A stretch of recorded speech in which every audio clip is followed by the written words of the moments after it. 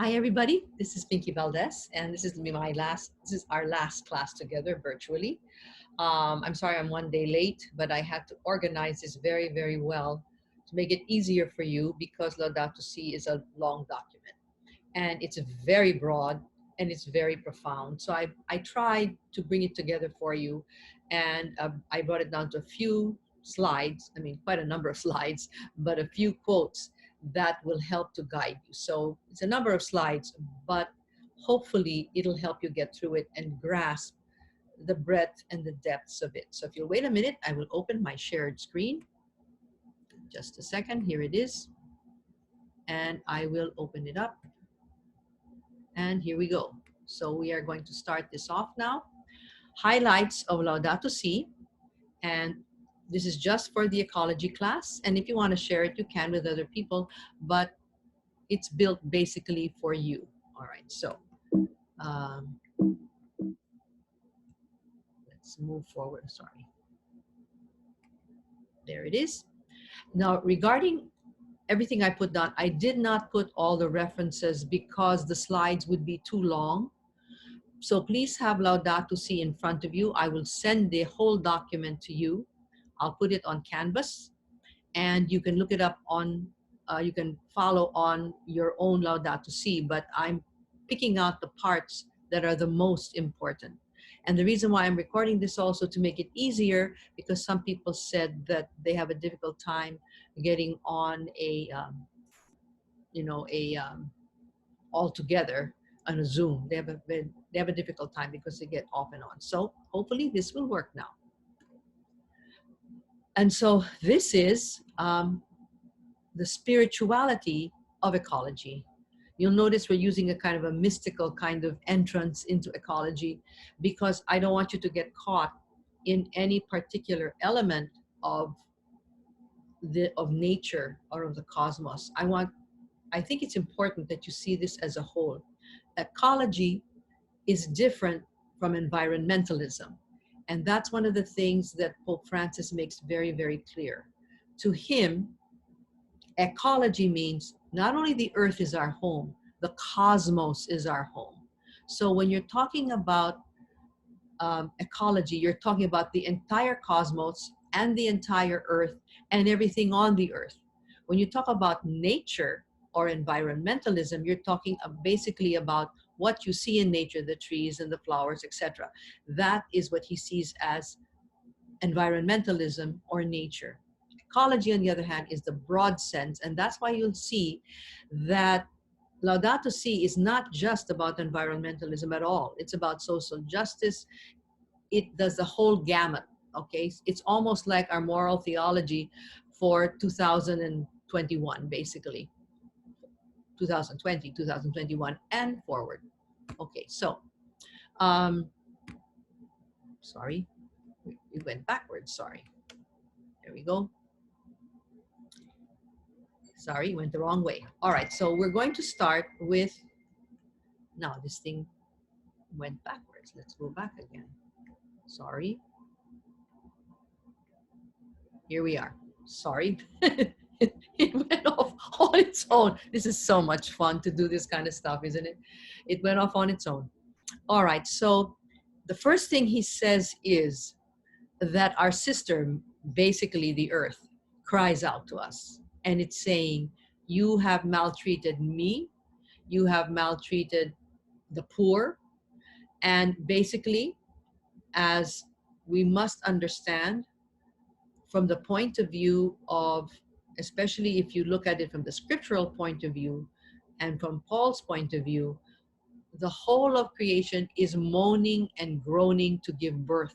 So everything that we're feeling right now, even including our mistakes and the things that we have done, it's because we are moaning and groaning. We are going through the process.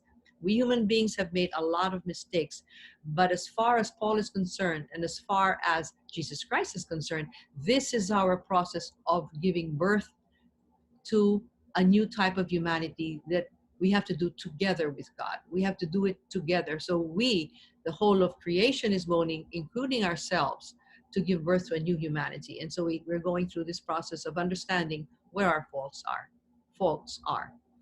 And so Benedict the 16th says, the book of nature is one and indivisible. Now, Benedict the 16th talks about nature here, but as far as Pope Francis is concerned, he sees it as the book of one and individual, meaning the entire cosmos. Okay? And we have been concentrating too much on ourselves. So we human beings have destroyed the biological diversity of God's creation. So we have that this is the patriarch Bartholomew. Sorry, I misread it. Our patriarch Bartholomew has said that we have degraded the integrity of the earth, and what we have to go back to is integrity, the integrity of all of the cosmos and all of creation. So next, now hopefully this will go to the next one. Yes, good. I think I pressed it too hard last time. Sorry. Okay. We have to see the earth as a sacrament of communion where all of us need to share. So that's number one. And we follow Francis of Assisi, and that's why Pope Francis named himself after Francis of Assisi, because he saw him as a mystic and a pilgrim, and he saw him as the person who could really bring things together. Not only nature, but justice for the poor, commitment to society, and developing our own interior peace. In other words, Francis of Assisi is like a model because he pulled everything together, because what he tried to do was to live the gospel. So he says, Francis helps us to see that the integral ecology calls for openness to all categories, okay? That includes the language of mathematics, biology, and the heart of it all, which is in the human being, and the heart of the human being, hopefully. So you pull it all together. The poverty and the austerity of Saint Francis were not just a veneer or a false front at all, because he was extremely radical. He saw what we had done already at that time, and we had not polluted the earth at that time, but Francis already saw it, because he saw that what Jesus told him, he said, rebuild my church. At first he thought really build San Damiano Church, but he meant the church, meaning what is um, the message of Jesus Christ. It's very integral, and you have to bring everything together.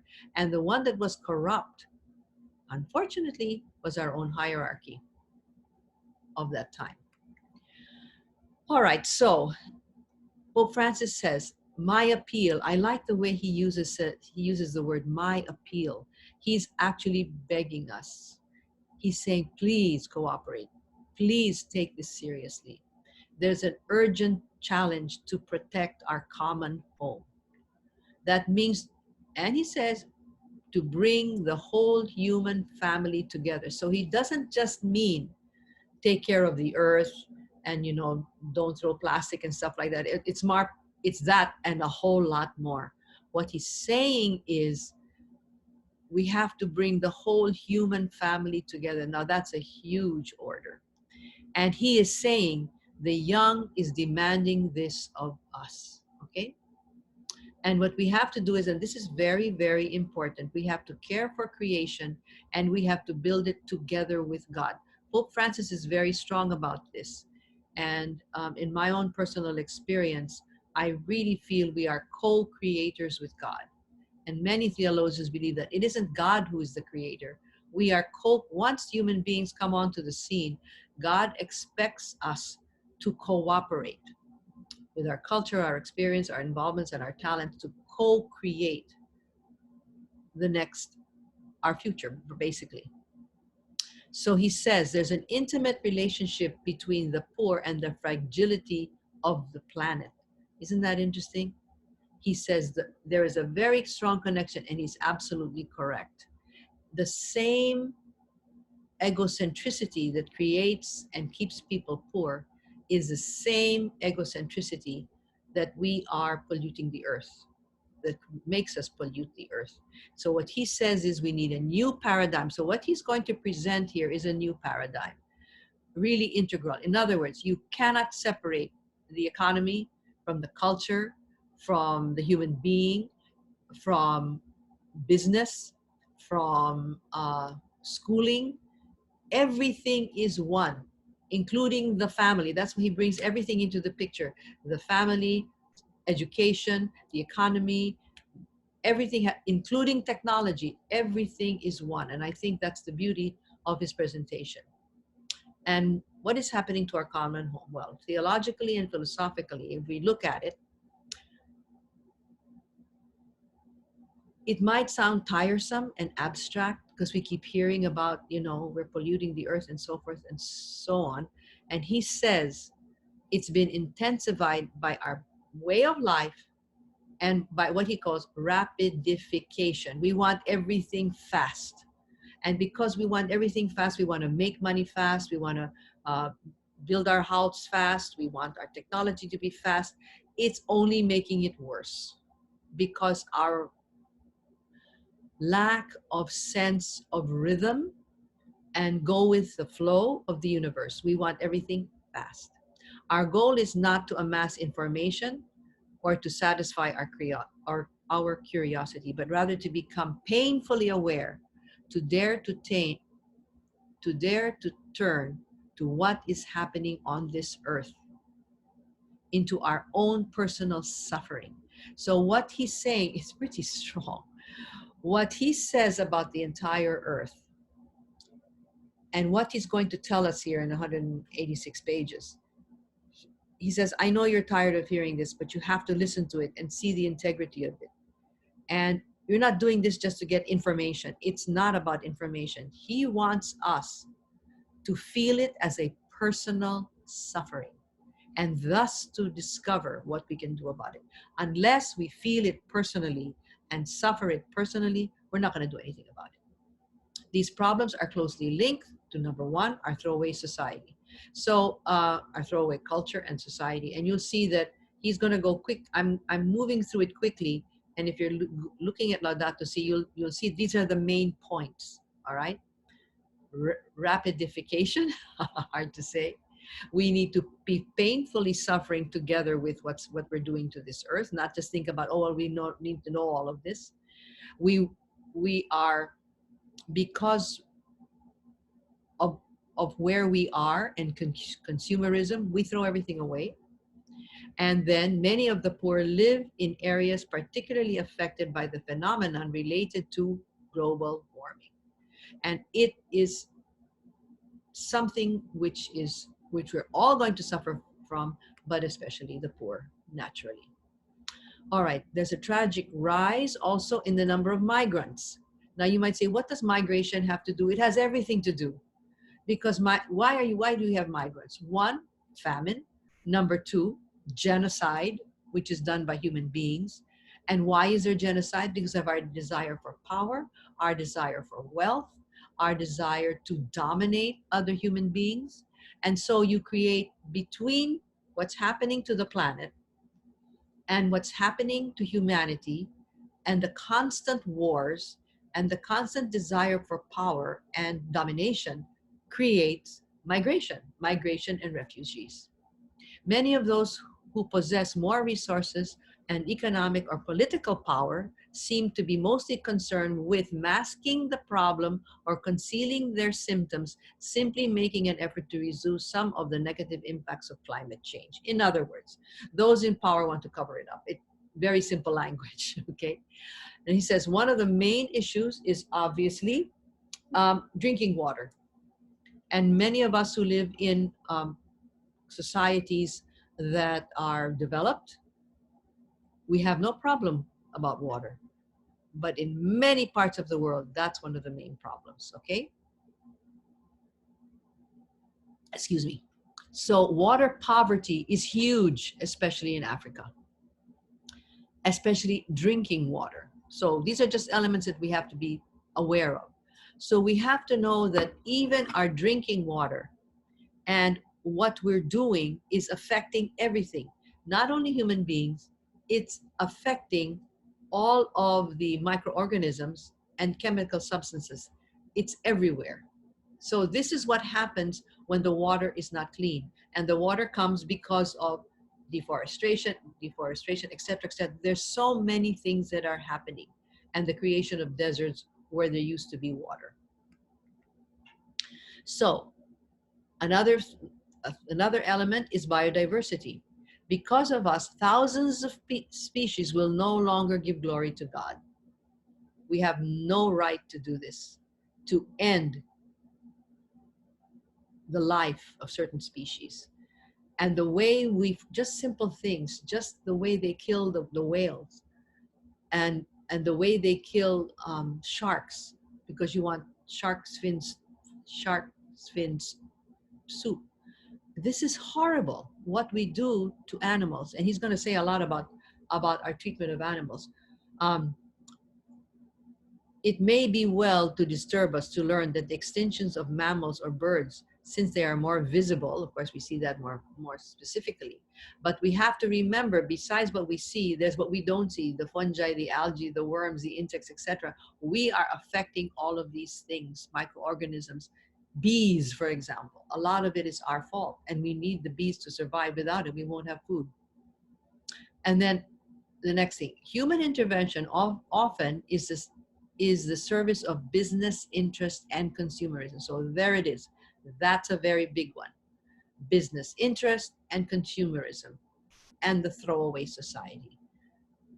This is where our population is. And when people progress, this only gets worse. You may have an underdeveloped nation, and then later on, with business interest and consumerism, it only becomes worse. And is technology helping us? In some ways, yes. In some ways, no. Okay. Break them up in such a way that animal populations can no longer migrate or roam freely. Now, this is a huge one. The reason why I wrote this down is this. We're getting diseases because we are invading places where only the animals were supposed to live. We have invaded all the wildlife areas. And because we're doing that, we are subject to their diseases. AIDS, SARS, of course, COVID. These started in the animals, but it comes to us. And why? Because we invaded the areas. We have this notion that we own the earth. We don't own the earth. We are part of the earth. And that's one of the things that he insists a lot upon, Pope Francis. And I personally would like to emphasize this a lot. We do not own the earth. The earth we misunderstood Genesis as if we shall have dominion. Dominion doesn't mean that we can tell them what to do. Dominion means we have to use our intelligence to help the earth, not to create climate change. That's not it. Dominion meaning use our intelligence to help the earth, not destroy it. Okay. And then there are those of us, as he says, we can be silent witnesses. In other words, we may not be doing it. We may not be in the business of steel and mining that creates terrible devastation in rivers, in lakes, in the sea, in the ocean. But we may be silent witnesses. Why? Because, well, it's none of our business, so we just go along with it. What he's saying is we must, in some way, be ready to embrace that it's partly our fault because we're silent. And so, richly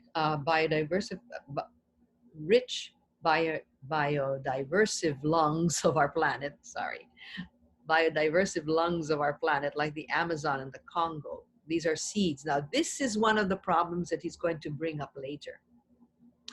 And I'll move forward. But what he's going to bring up later is something like this. So we say, okay, oh, don't destroy the Amazon. Oh, don't destroy the Congo because we need, those are the lungs of the earth. Those are the lungs of the earth because they clean the air for the earth. But what he's saying is we in the West have gone ahead, destroyed our forests, destroyed our lungs that we were giving and we created industries and so forth and so on. And then we're saying, oh no, but you can't do it. So we reap the benefits of our injustice to the earth and we become rich. But you who are poor, you're going to remain poor because we need you to protect the lungs of the earth, which is the forests. So in other words, we got ahead by polluting, but you can't do it because we need you to give us oxygen. Do you understand where we're coming from? He's saying, here we are It's part of our oppression.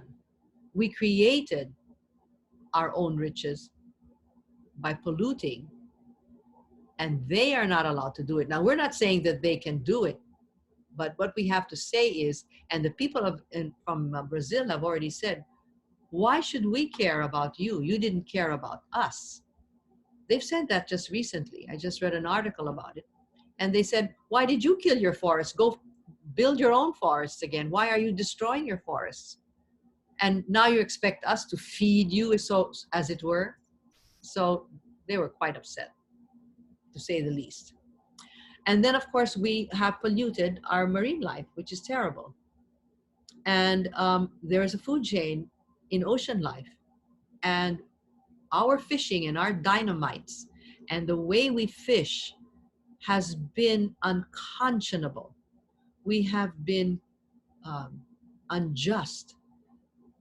And what I think Pope Francis is trying to say is, it's not a question of being not caring about the poor, or, okay, we care about the poor, but we're going to pollute the ocean. You can't do that.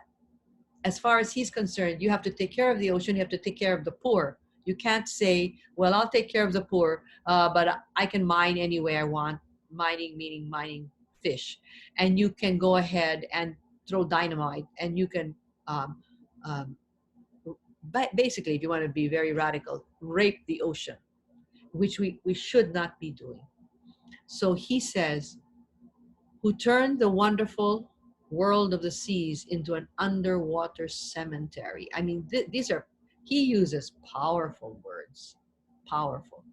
And we in the Philippines, we knew what happened when we destroyed the coral reef. It was beautiful colors, and it all turned gray. Now, of course, there are people in our various areas that are trying to reestablish our coral reefs, because they realize it wasn't just quote unquote pretty. It was part of the um, uh, health of the planet to keep those coral reefs and not turn them gray by polluting them. So this phenomenon is due largely to the pollution that reaches deep into the ocean. So we pollute the oceans, we deforest, and then our agricultural, monocultural stuff, because we do not farm correctly. What we do is, instead of having to diversify, and to have years where you let certain parts of the land, you produce only one element. And when you do that, what actually happens is you have to use all kinds of chemicals to kill the germs, because when you have a diverse farm, one helps the other, and the predator of one helps, in other words, one helps the other, so the predators are taken care of.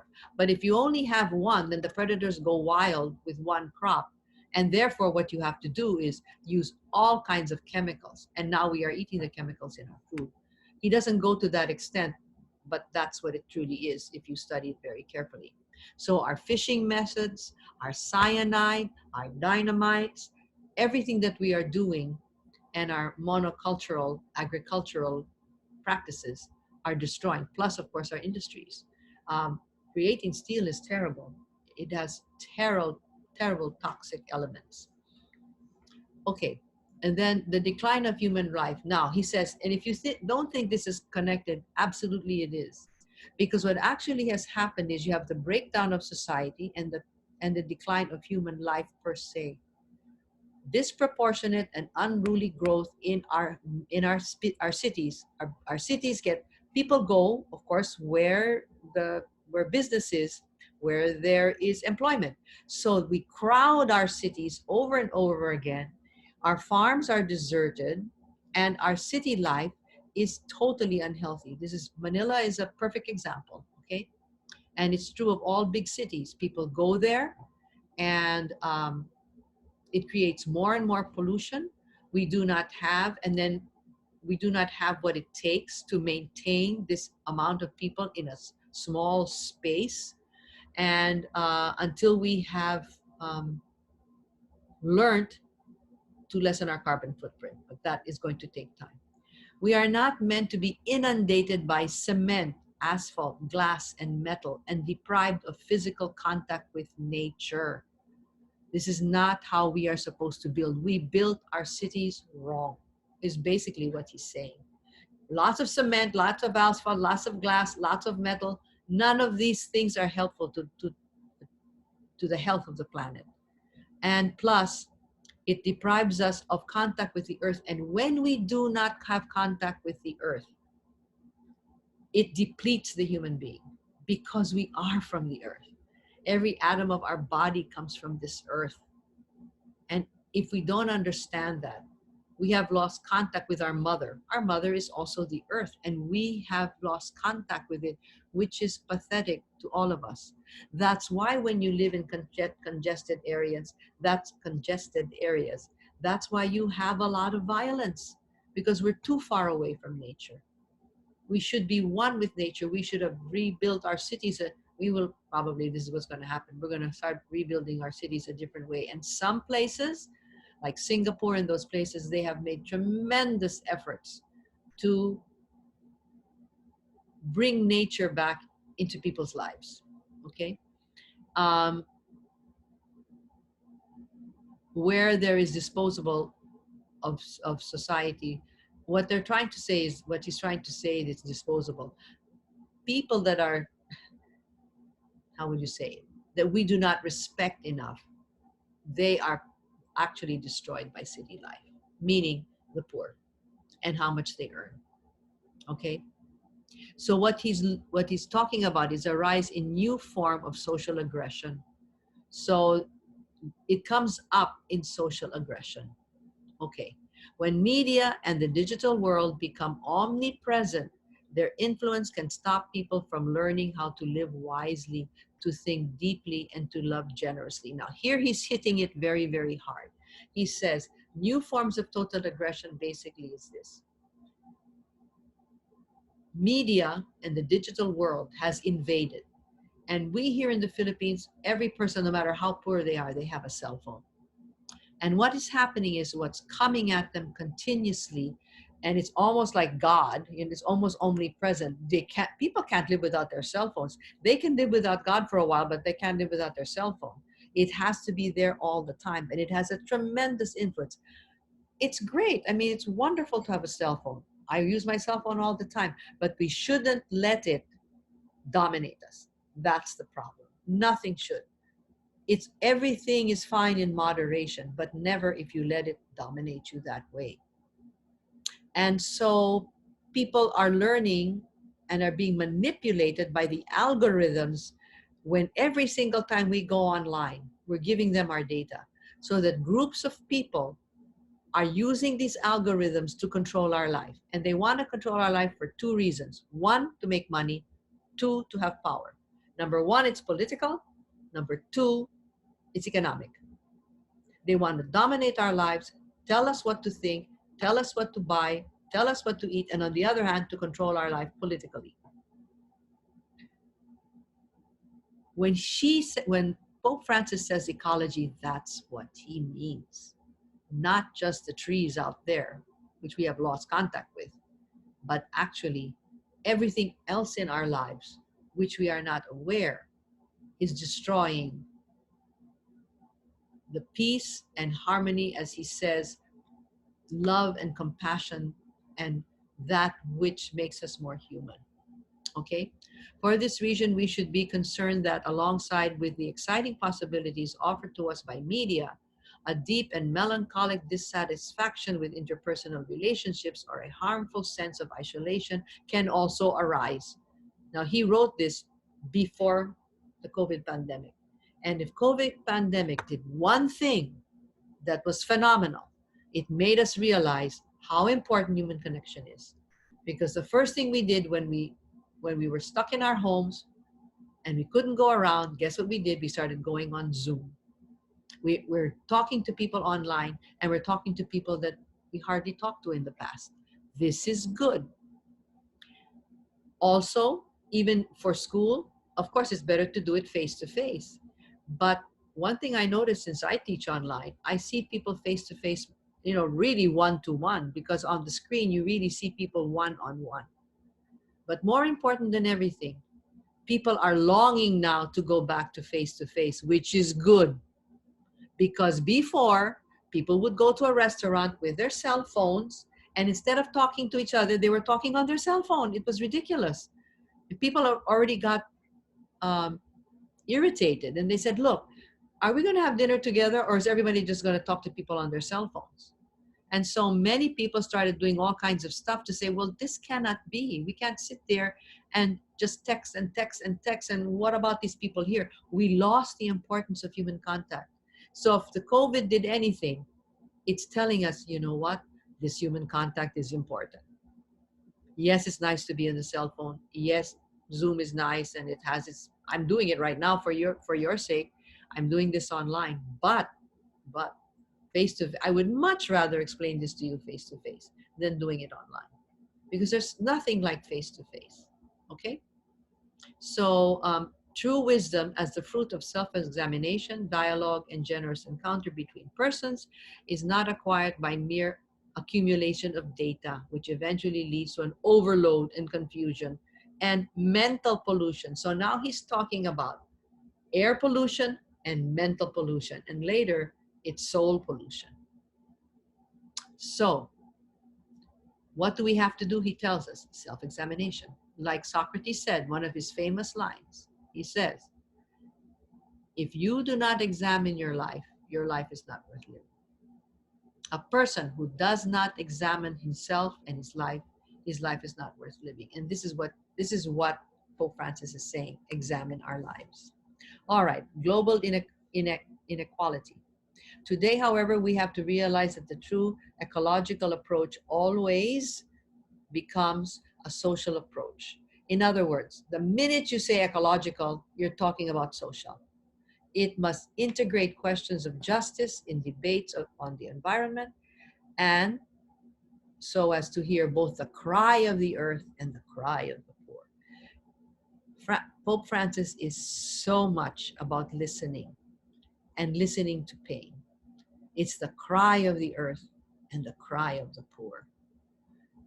And we will do this if we understand that our ecological spirituality has to be social. And we should do this, we should debate about it. In other words, what he wants us to do is talk to each other. We should all talk to each other. We should all be dialoguing with each other.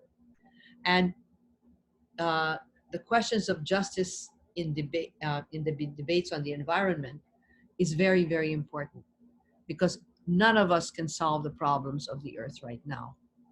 Neither the technology and how it's invaded our lives, and how the young have become more depressed because they keep looking at Facebook, they keep looking at the internet, and every time they go online, what do they see? They see people that look great. Of course, you only put your best pictures on Facebook, and they feel inferior. And so what he's trying to do is, when we start debating, we will understand, as wonderful as technology is, it has its bad points. And one of them is this: it's making the young depressed. Also, we get constantly bombarded, especially the young. And we older ones, we can kind of manage it, but young people have a hard time. The young people have a hard time because all of this is coming at them from the internet. Okay. Then the next is selective consumerism. The minorities believe that it has the right to consume in a way which can never be universalized, since the planet could not even contain the waste products of such consumption. Food is thrown out, and what we're doing is, he says this, every time we throw food away, we're stealing it from the poor. Every time we throw food away, you might as well go to the table of the poor, take what they have, and throw it. That's how strongly he feels, because he feels in selective consumerism that all of us have a right to go as far as we want and consume as much as we want. And then what we don't want, we throw away. He's saying no. Industrialization of the North has caused harm locally, as for example, and this is what I was telling you, mercury pollution from gold mining, sulfur dioxide pollution, copper mining, unemployment, abandoned homes, the depletion of natural reserves, deforestation, impoverishment of agriculture, local stock breeding, open pits in mining, river hills, and then riven hills, and then polluted rivers and a handful of social works which are no longer sustainable. So what happens, he's saying, is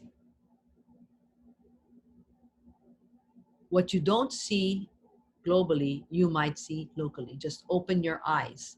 And when you're going anywhere, look at the mines, look at how they're denuding the forest, see how they're cutting down trees, and you'll see whole parts of the mountain cut out.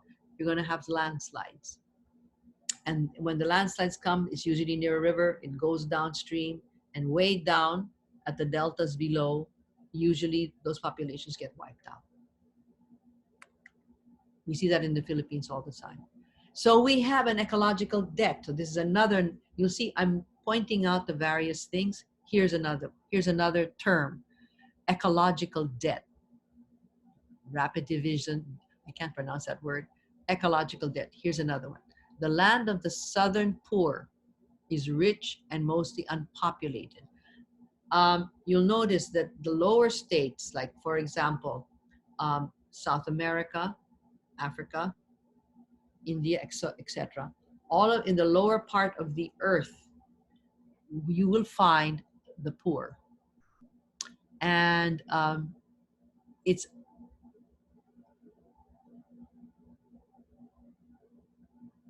I think, okay, let's make it very clear.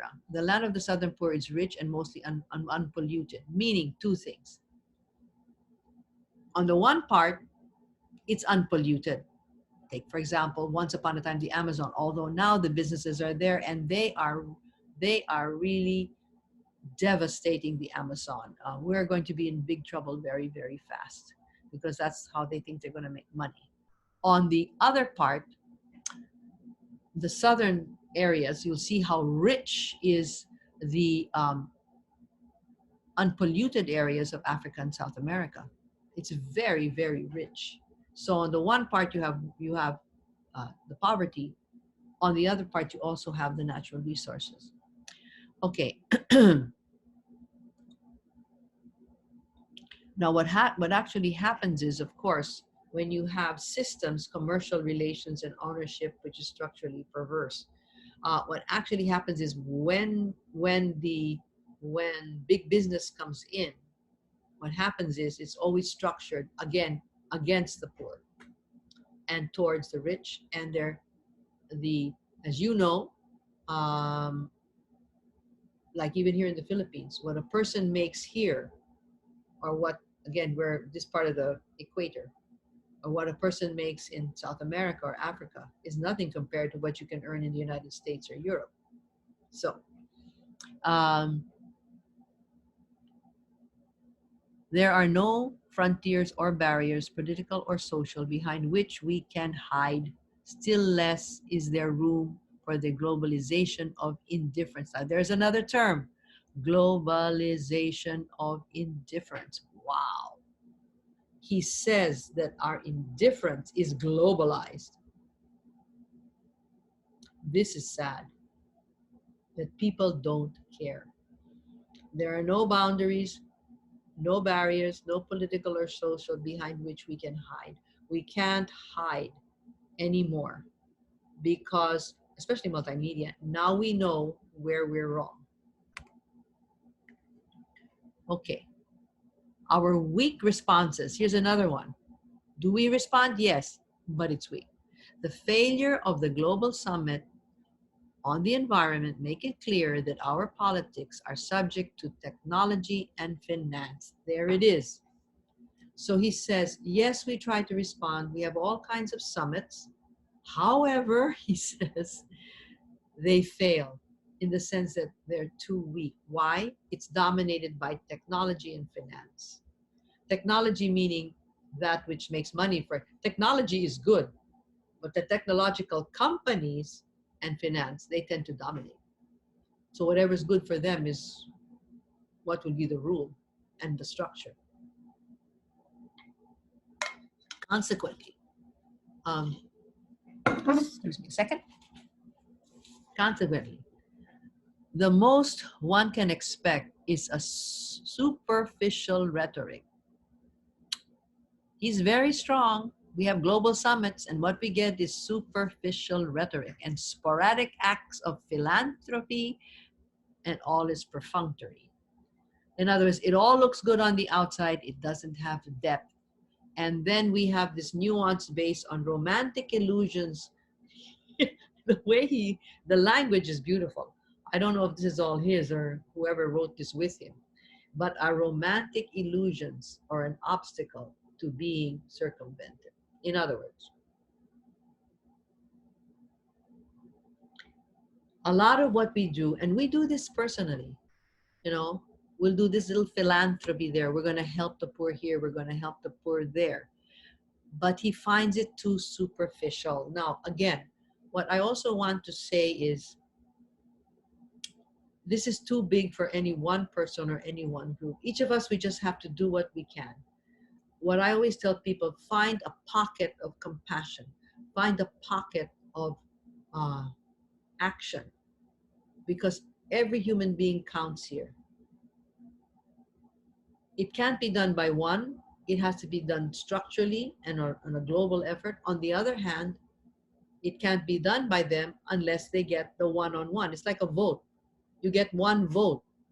Yes, but people say, well, it's not important. It's just one vote. Yeah, but if all of us don't vote, then you don't have a democracy anymore. You'll have a dictatorship. Therefore, it's very important to understand that it needs all of us. But when we act, let's not be superficial and rhetorical. And you know what we do? I've been to these meetings, and we have all kinds of things, and we come up with all of this stuff. And then maybe one little project here, one little project there. I think we have to be more realistic. Yes, this is great. What can we do that's really actual? And he's going to come to that later. Interest of a deified market. Now, here's a big one, the deified market. What does this mean? Whatever the market will buy becomes the law. That's what he says. It becomes deified, it becomes God. If the market wants this thing, it's like God, and it becomes the only rule. If people will buy this, if they'll accept this, if they'll believe this, then it's deified. And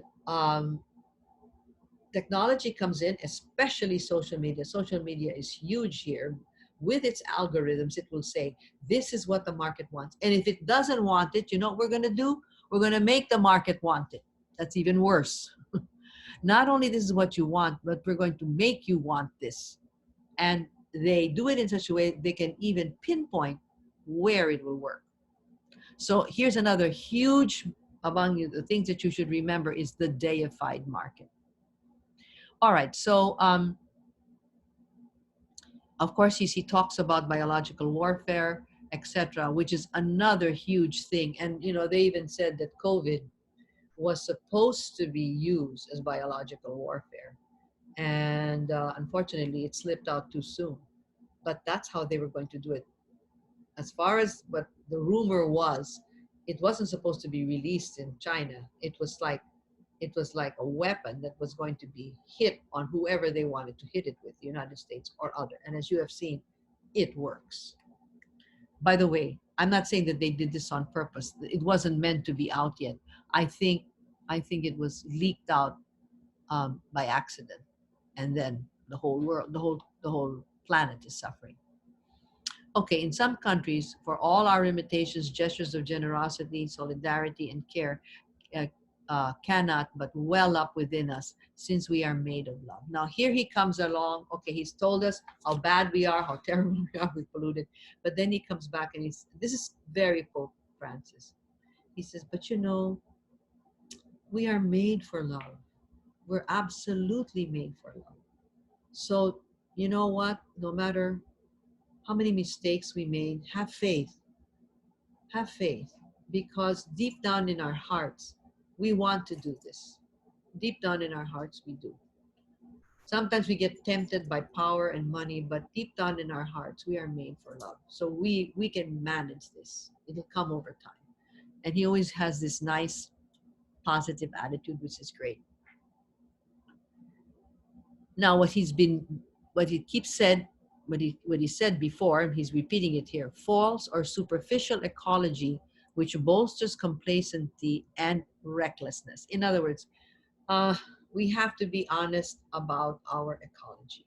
If our ecology is too superficial, oh, look what we've done, we've everything. Yeah, well, let's not be so proud of ourselves. We have, and then we can't get reckless. What he has to do is, what he wants us to do is to say, this is what we've done so far. This is how far we've gone. I keep thinking of the Pasig River here in the Philippines. We really have to clean up all the esteros, and I'm so sorry that Gina Lopez died because she was cleaning up the esteros. Because if we can clean that up, it'll help so many diseases. First, we'll clean the river, and number two, it will help the health of the Filipino abundantly. This is the way human beings contrive to feed their own self-destructive vices, trying not to see them. What he says is we try to hide, basically. We we jeopardize our global systems because basically we hide. He says this over and over. Now, he talks about the church.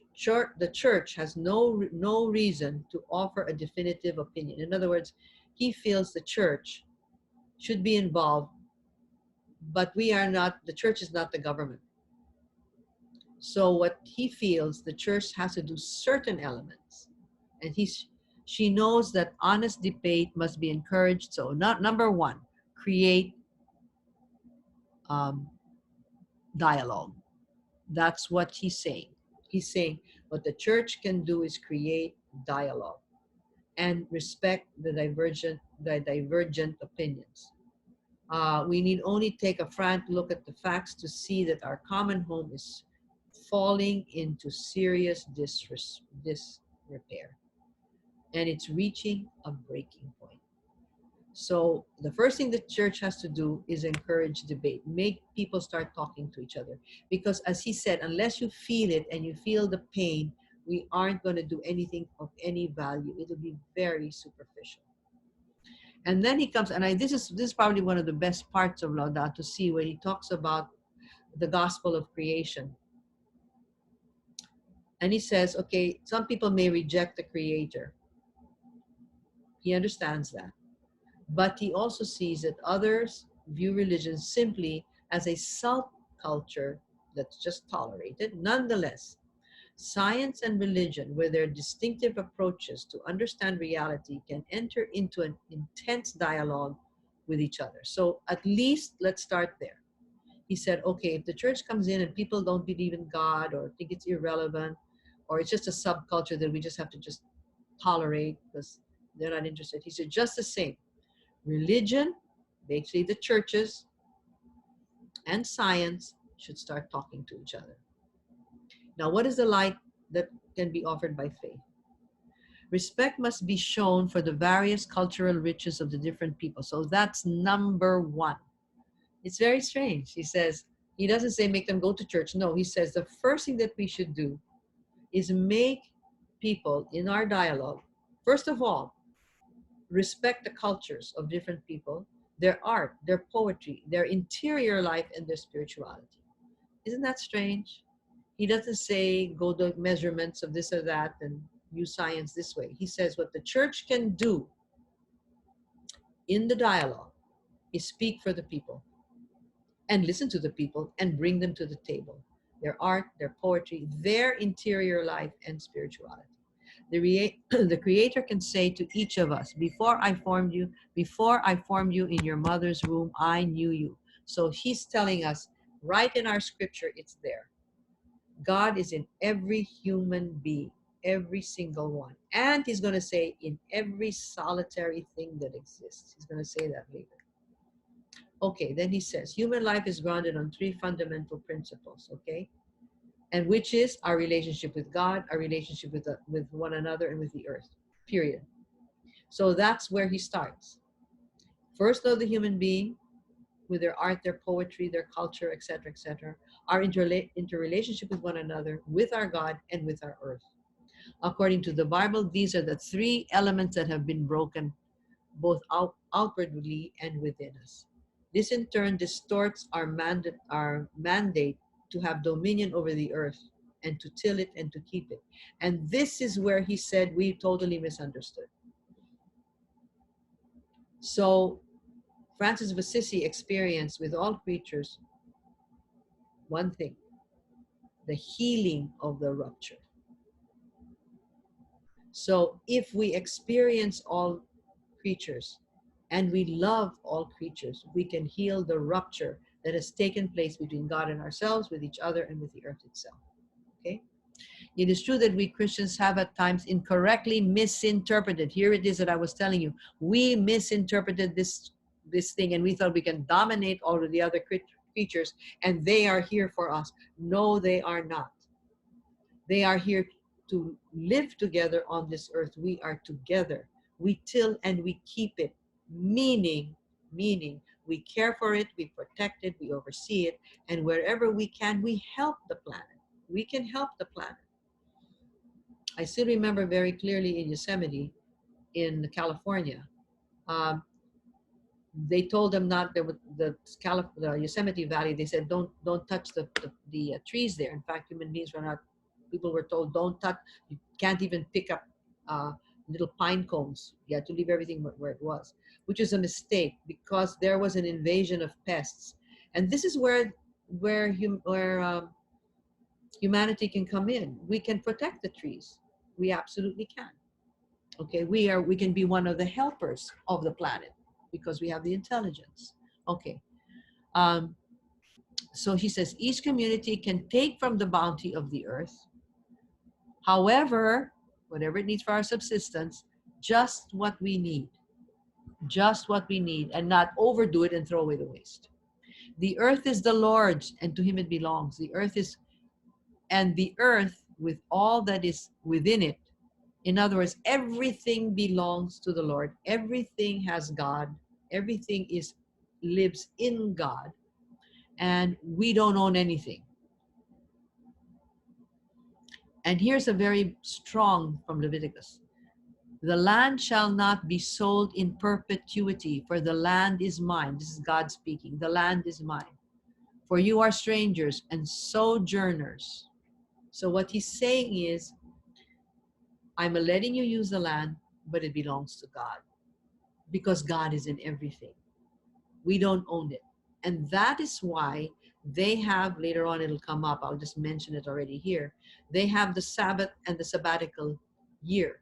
Every 7 years, you let a part of the land rest because it's part of the sabbatical year. That's the 7th year. And they have a Jubilee. And the Jubilee takes place every 50 years. If I'm not mistaken, it's 50 years. And when you have the Jubilee, you reapportion the land. Now, you know what would happen if let's say every 100 years you say, okay, you can have this for 100 years, and then everybody has to throw everything back in, and then we'll redistribute. That would be interesting, wouldn't it? Well, it's in Leviticus. It's saying, I'm trying to remember how many years the Jubilee is. Anyway, I will look it up and I'll let you know later. It kind of slips my mind for the moment. But anyway, what's important is there is a Jubilee year, and you're supposed to forgive all debts. And you should, yes, and then you should be able to reapportion the land. So that if there's a capitalist who gets everybody's land, there's a time that you can redistribute. Now, isn't that phenomenal? It's in our scripture. Okay. If you chance to come upon a bird's nest, this is very, very interesting in Exodus, in a tree or on the ground with young ones or eggs, and the mother sitting upon an egg, you shall not take the mother with the young. Okay. So if a mother's taking care of her young, you don't take the mother, you don't take the young, you don't take either one. Leave it alone. I think that's fabulous. You shall not take the mother with the young. You don't do it. Okay. All these same lines, rest on the 7th day, is meant not only for man and being, but also for the donkey shall rest. Isn't that interesting? So, the Jews are very strong about that. On the Sabbath, you're not supposed to do anything. You're supposed to rest, and so is the donkey supposed to rest. And any animals, our carabaos, let them rest. And then he says, Pope Francis brings up Cain and Abel. And in Cain and Abel, again, it's very, very clear. What were they fighting over? Because one gave an offering and it was accepted by God and the other did not, etc., etc. And what happened is Cain kills Abel. It's very important for us to understand that all of these are connected. It's about wealth, it's about power, it's about um, what we think we own and what is ours. Okay. The Jubilee was celebrated as a year of general forgiveness, liberty throughout the land and all its inhabitants. In other words, everybody should forgive one another. Everybody was supposed to forgive all debts and redistribute the land.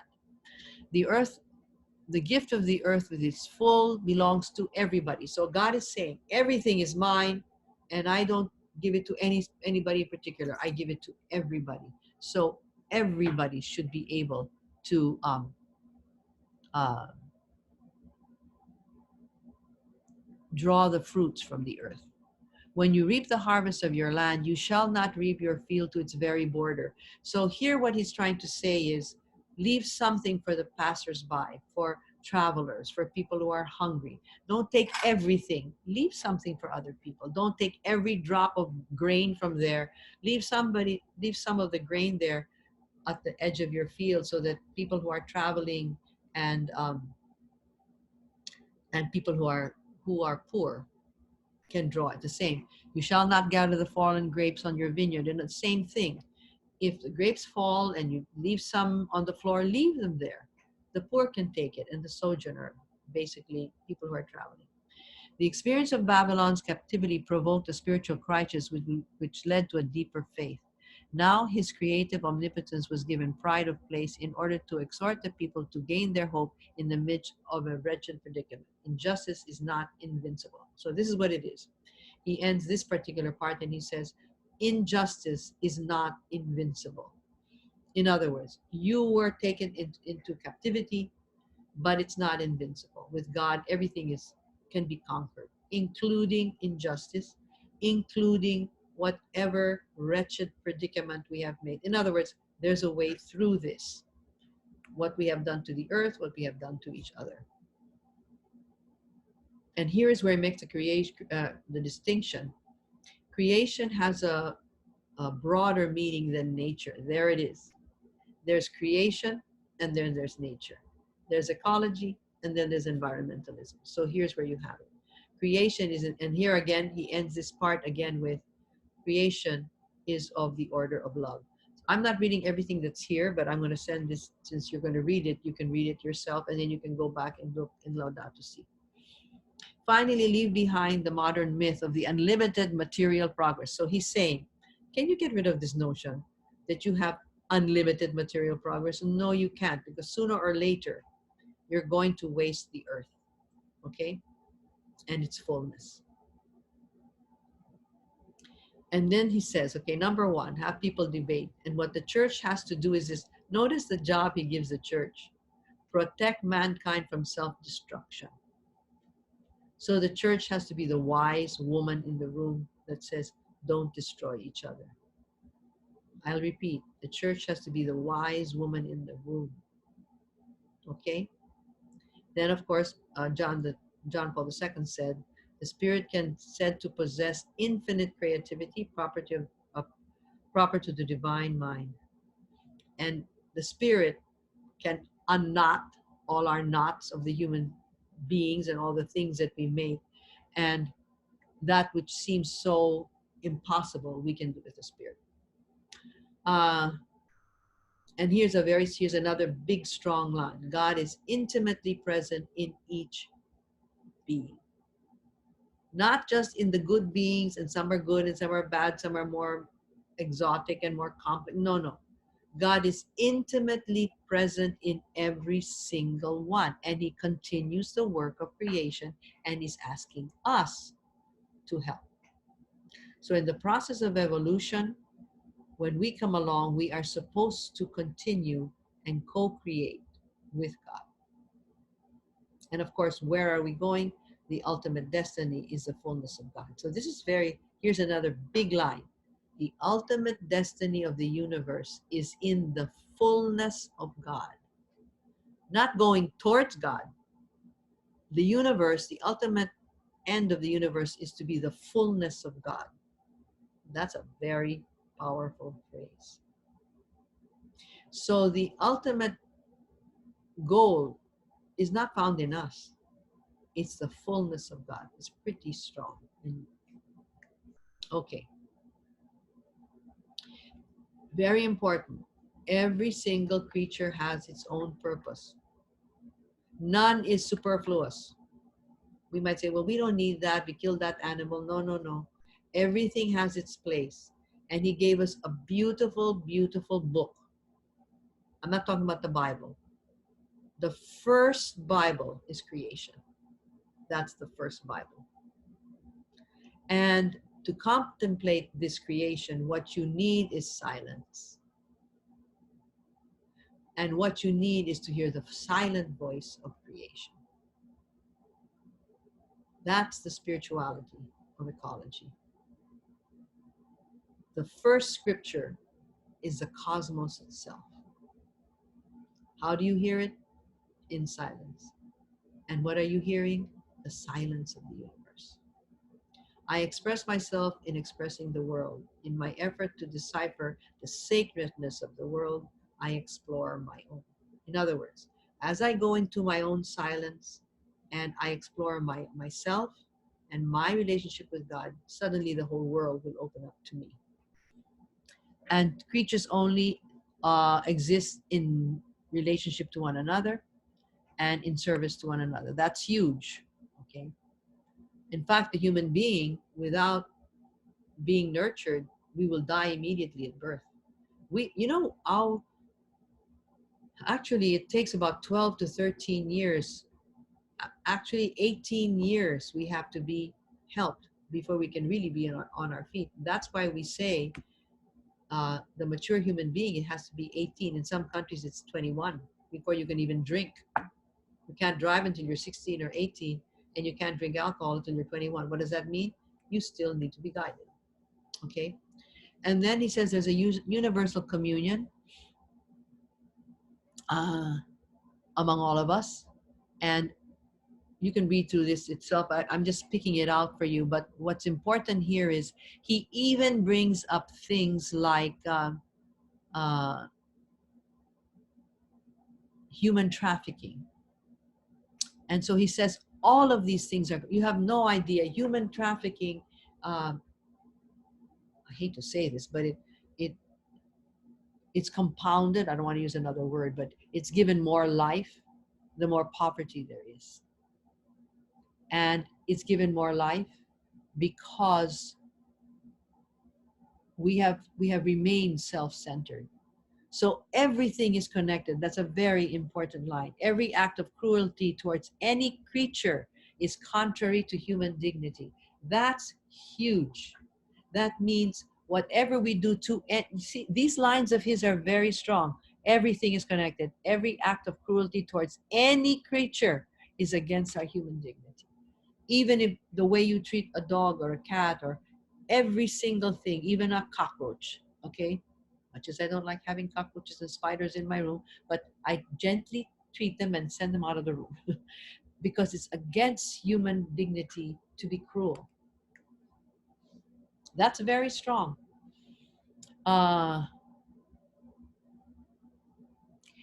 The earth is a shared inheritance. None of us own it, okay?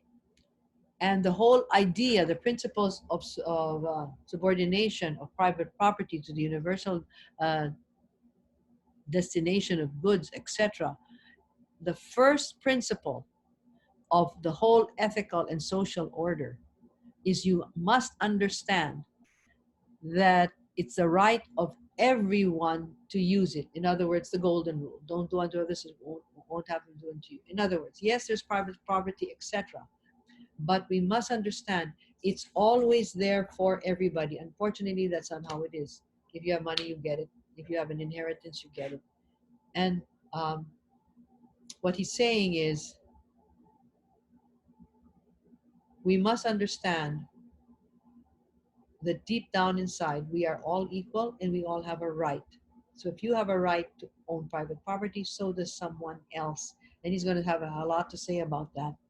Okay, so he says it is reasonable for every single person, every single farmer to have their own allotment of land. He believes that everybody should have land, that everybody should have a house, and whatever you need for your family and for your for your to uh, to feed your family and to secure life. Access, oh, by the way, he says, access to a means of technical, educational, credit, insurance, and markets. Isn't that phenomenal? When he's talking about ecology, he's talking about, yes, and everybody has a right to land and have their own home, a place where they can have their family. They should have a means to technical education, credit, insurance, and markets. It sounds very socialist, doesn't it? Not necessarily. But what he's trying to say is everybody has a right to credit, to insurance, to the market. So why do we deprive so many people of credit? We have to find a way to give them some sort of credit. Otherwise, they're stuck in their poverty forever. He's bringing it all in. It's full of social justice. So when he talks about ecology, he's also talking about social justice. Isn't that interesting? Look at that. It's also part of this. And look at where he puts it. He says, "Thou shalt not kill." If you deny all of these things to people, it's part of killing because they remain poor and there's no way for them to get out. It becomes very powerful. 20% of the world's population consumes, etc., etc. You can go on and read all of this. But what's very, very important is that he's pushing this very hard. Thou shalt not kill.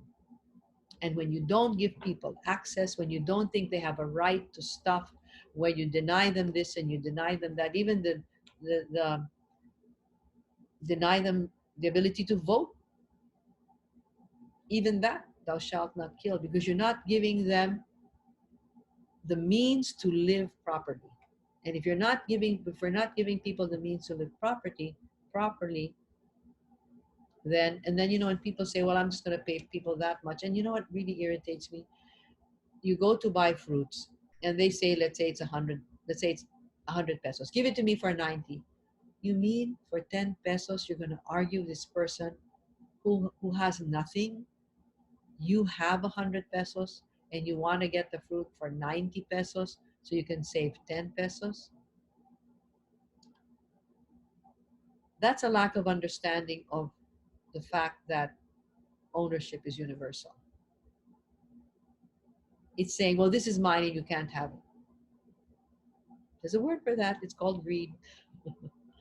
And I'm not saying you have to give it away. Maybe if they're over, they're charging you 1,000,000 pesos for this and it's only worth 800,000 pesos. Well, 200 pesos is a big deal and that person's cheating you.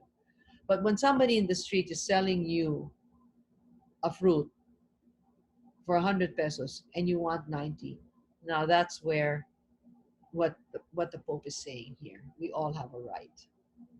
Thou shalt not kill, and thou shalt not steal. You're stealing food from their table. All right, technology, creativity, and power. Science and technology are wonderful. He's absolutely saying that, but we have to be careful that we have to be able to, he says here, it can also produce art and enable men and women, but from there they have to make the leap to beauty. So what he's trying to say is technology is great, creativity and power, they have their place, but what he's also saying, and use technology well, but you have to make the leap into I own this thing to its beautiful in itself. In whose hands does this power lie or eventually end up? It's extremely risky for a small part of humanity to have it.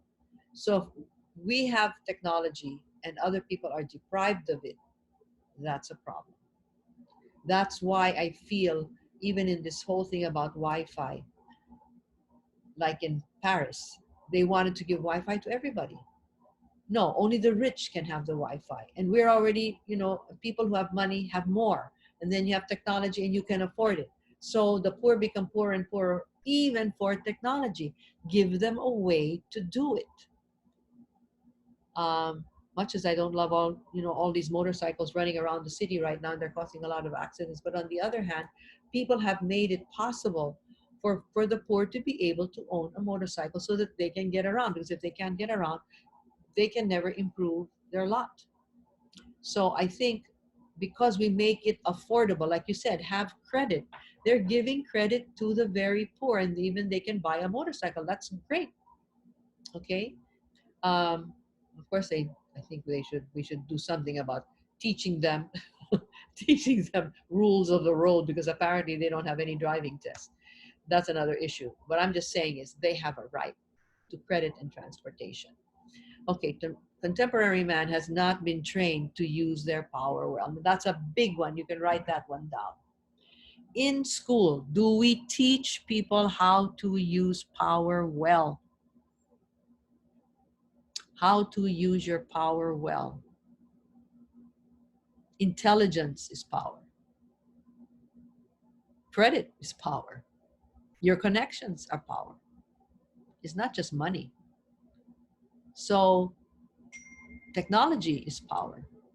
If we give people the ability to get online, and by the way, what's happened now with COVID, uh, many schools, and even for the poor, they've had to create situations where they can get Wi-Fi. So they're finally getting the opportunity to learn better. Okay. Um, Again, he goes back to this, a technique of possession, mastery, and transformation. It is as if the subject were to find itself in the presence of something formless and completely open to manipulation. So here's a problem with technology. Can it be manipulated? And that's the power. And there are many situations. Again, if you can manipulate, you have power. So again, those who have the quality of energy and resources that are available, it should be again for all. I can't go into all of this in detail, but I've written it out for you here and you can look it up. But I think it's very important. Uh, and a sort of super development of a wasteful and consumerist kind, which gives an unacceptable contrast with the ongoing situations of dehumanizing deprivation. And again, the same thing. If you have control of all of these elements, what happens is you become wasteful and you become a consumerist. And there's something wrong with our economy because the more you buy on useless things, the better the economy is. There's something wrong with our structure. I'm not here, I'm not going to discuss economics here, but it's one of the things he's referring to. Ecological culture cannot be reduced to a series of urgent and partial responses to immediate problems of pollution, environmental decay, and the depletion of our natural resources. What does he say? Please write this one down. Ecological culture. I know this is very, very long and it's going to be much longer, but I have to get through this with you. We can break this up into parts if it's too long and come back to it later. So he talks about ecological culture. And what is he saying? What we try to do is we try to put a project together and give a partial response, and it'll do for now. But what he's trying to say is, in the end, it doesn't get anywhere. Okay, sometimes there's a flood, it's emergency, you give people food. But the bottom line is, are there people here who never eat well? Just in the flood you give them, and after that, what? After that, what? So what he's trying to say is, ecological culture, it's not just a question of now and then do something urgent. We have to create a situation where the fruits of the earth are enjoyed by everybody. Of course, that's a paradise, but that's the goal. Why? Not because we're being nice, but because people deserve it, because this is how God made it to be. We're supposed to take care of each other. Okay. An authentic humanity calls for a new synthesis, seems to dwell in the midst of our technological culture. Again, that you have ecological culture and technological culture, almost unnoticed. It's like a mist that seeps through the door. Will the promise last in spite of everything? Okay, what he's trying to say is technology, technological culture is good in a sense. If it's an authentic humanity, we have to synthesize things so that what's good about the technological culture seeps through to others. So what we need is a bold, at the bottom, a bold cultural revolution. It's huge. So you'll see what he's saying here is huge. It's huge, but of course he's the Pope, and he's trying to talk to governments. He's trying to talk to schools. He's trying to talk to all of us. But if we understand it, because all of you who are listening to this, you're all teachers in some way. If you grasp it and you understand the breadth of what he's trying to say, this is the spirit behind anything ecological we do. Planting a few things there, it's good, but understand it's part of a huge process. It's part of a huge process. And don't be discouraged if what we do is very small, but understand it's part. Like when you go to vote, you have only one vote, but you still must give your one vote. Because if none of us vote, then you'll have a dictatorship. Bottom line.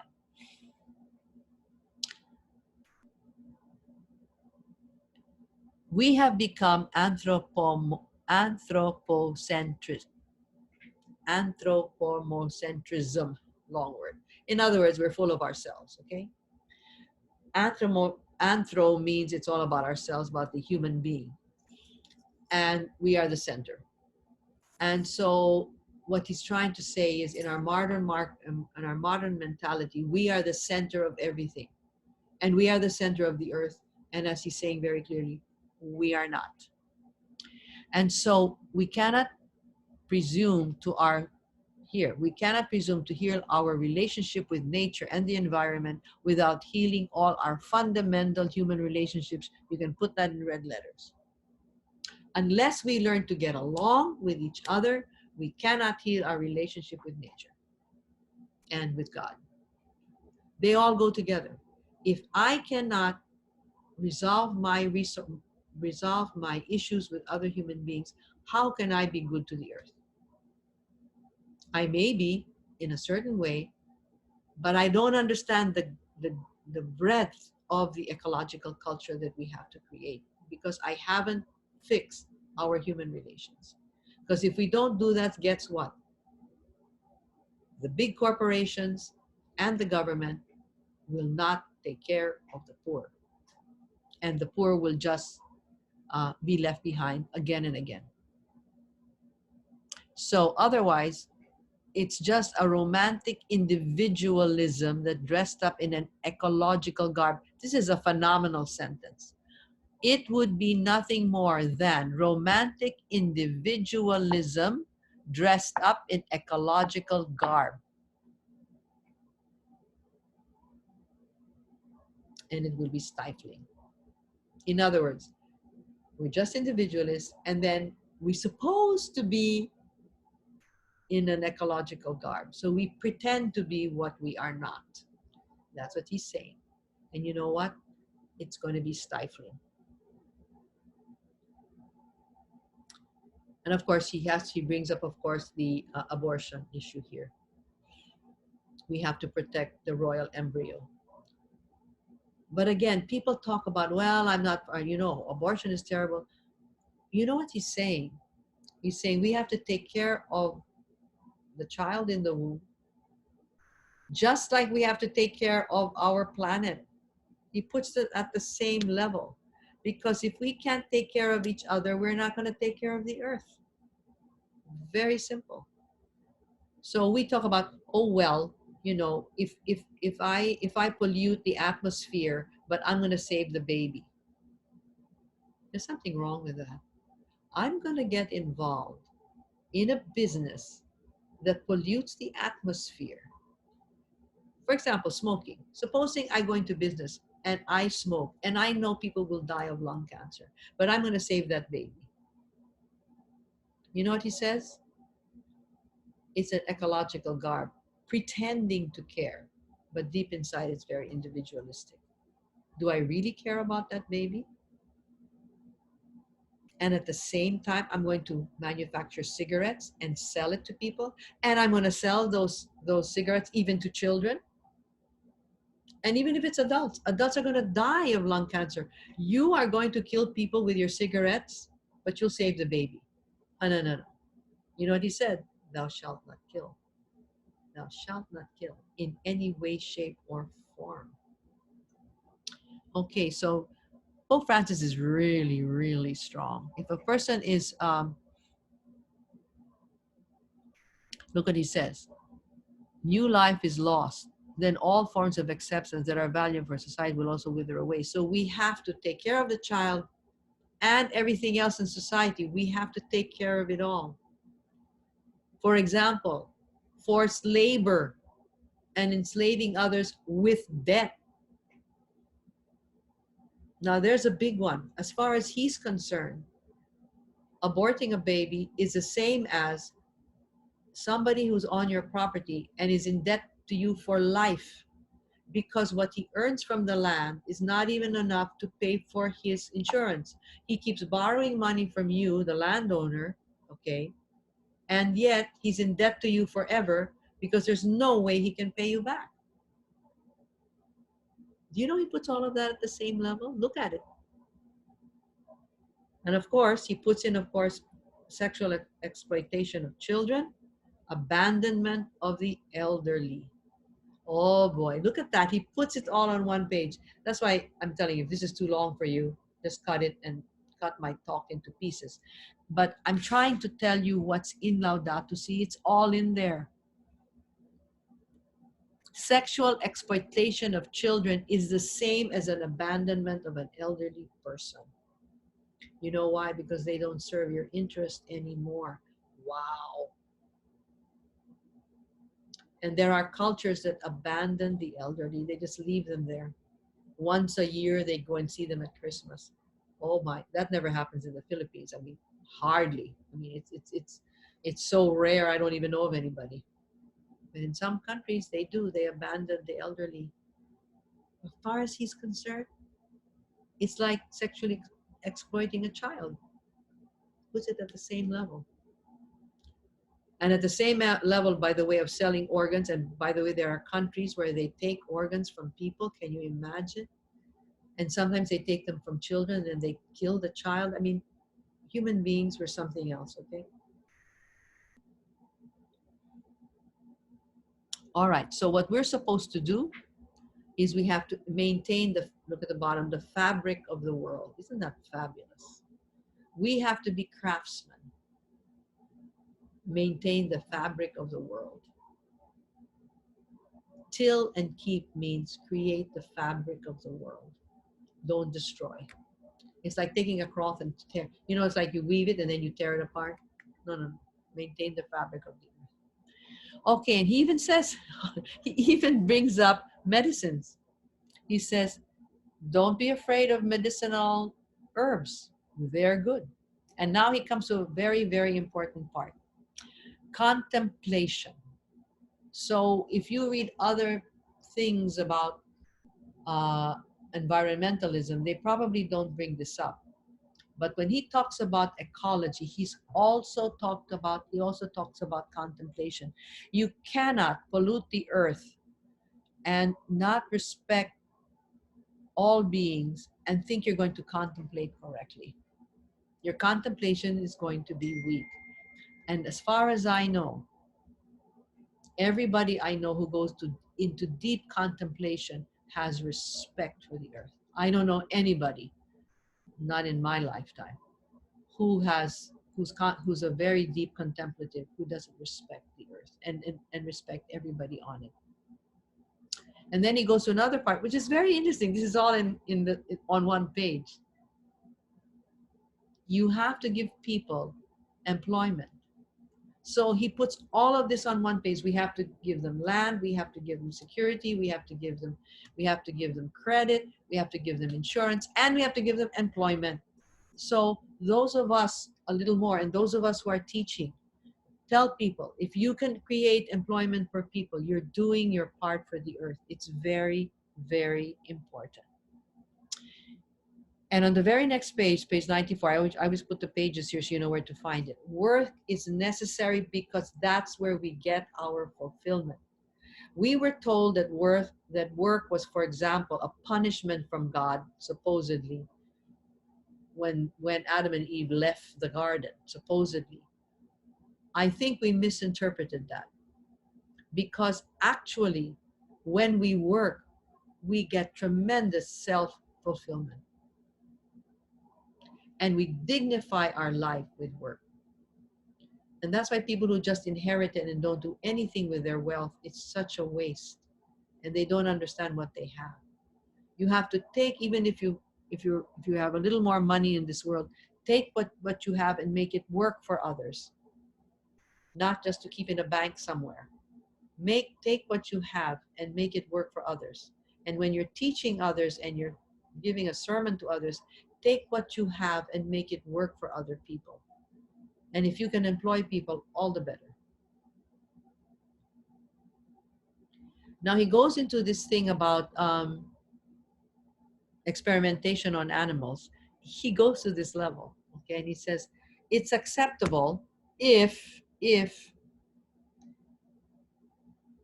it's within reasonable limits, because sometimes when we're trying to perfect medications, we try it on animals, but we should not be cruel to them. This is very difficult, because when we inject them with diseases, I don't know. But he says within reasonable limits, we can use animals for experimentation, but we have to be very, very, very careful that we do not make an animal suffer. We should not. It should be beneath our dignity. We have to find some other way of doing it. Okay? Experimentation requires a religious respect for the integrity of creation. Again, any kind of experimentation, we have to be very careful that the people and the animals involved are taken care of. And then he says, for example, this is important. The nobility of the human vocation is to participate responsibly in God's creative action. There it is, I'm telling you. It's our vocation to work, and it's our vocation from God. It's a call from God to work with him in his it's creative action. It's not just sort of take it from there, no. In the process of creating the universe and the continuous evolution of the universe, we participate with God. Uh, it's a wonderful principle. Okay. Um, and then he goes on to say that the church values, okay, the benefits of molecular biology, genetics, and then the technical application in agriculture and industry. Again, it's always the same principle. The church respects this. We should be involved in it. But again, we should not, and here's the next part, should not lead to indiscriminate genetic manipulation. So we have to be very, very careful with cloning and all that kind of stuff. He doesn't say no completely. He just says, be careful. Don't cross that line. Don't cross the line where you're not respecting nature and you're not respecting the people who are involved in the experiment. And then now he goes back to the concept of integral ecology. And this is very, very important. Um, and I think here's the big word. You can read this for yourself. He says, this is mostly a repetition of what he said before. The relationship between nature and society, it's something that we must always be aware of and respect. And we must always think about the sustainable use of something in the ecosystem. In other words, uh, we must always have in our mind sustainability when we use something, and not just use and waste. And so he talks about economic ecology. So there's another big word. He comes up with a lot of big words here. Economic ecology is one of them.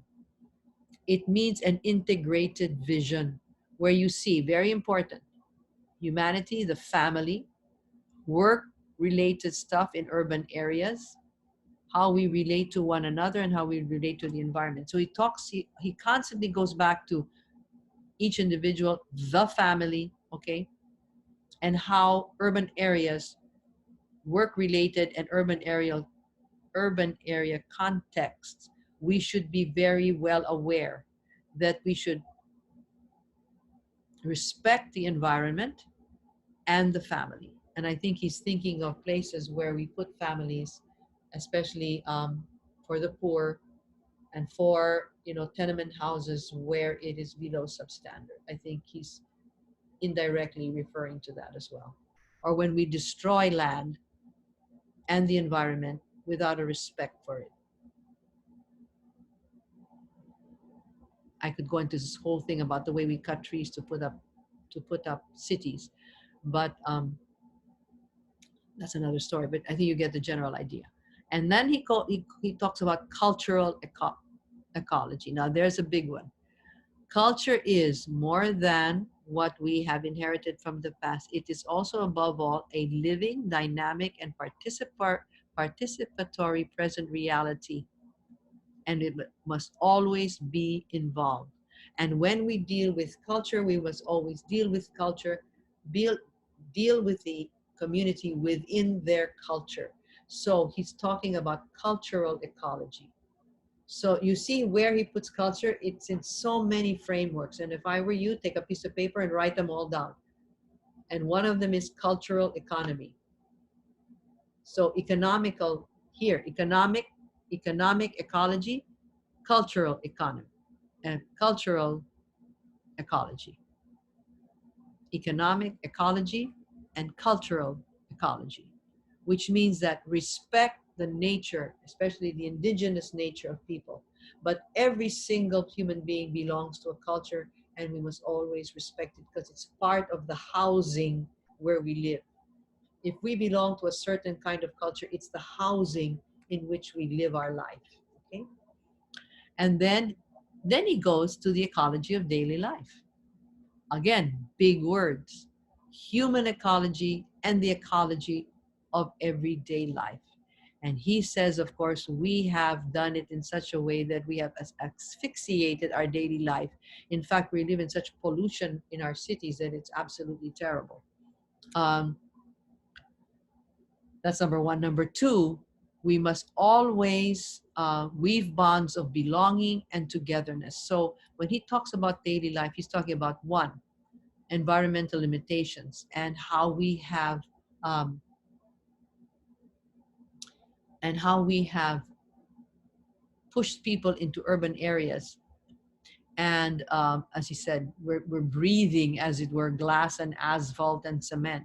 And then he says, of course, we must always do what binds people together in togetherness and belonging. And when we are overcrowded, it's very difficult because he says it should be a place where the walls of the ego are torn down and the barriers of selfishness are overcome. He's always making a contrast between overcrowding.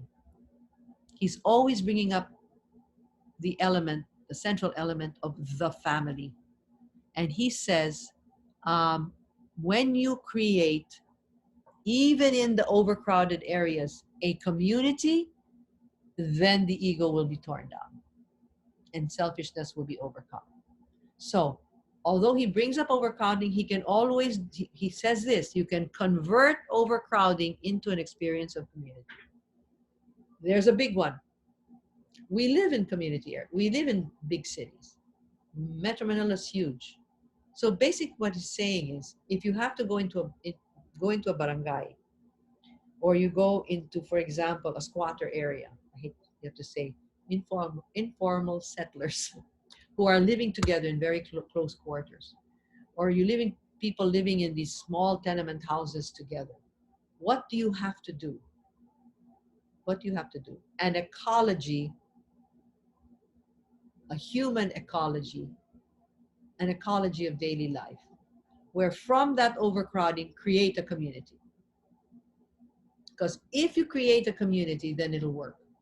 And I know many, many nuns and priests who go into areas where there's so much overcrowding. And the first thing you do is create a community. Because once you do that, then people will take care of each other, which is very, very important.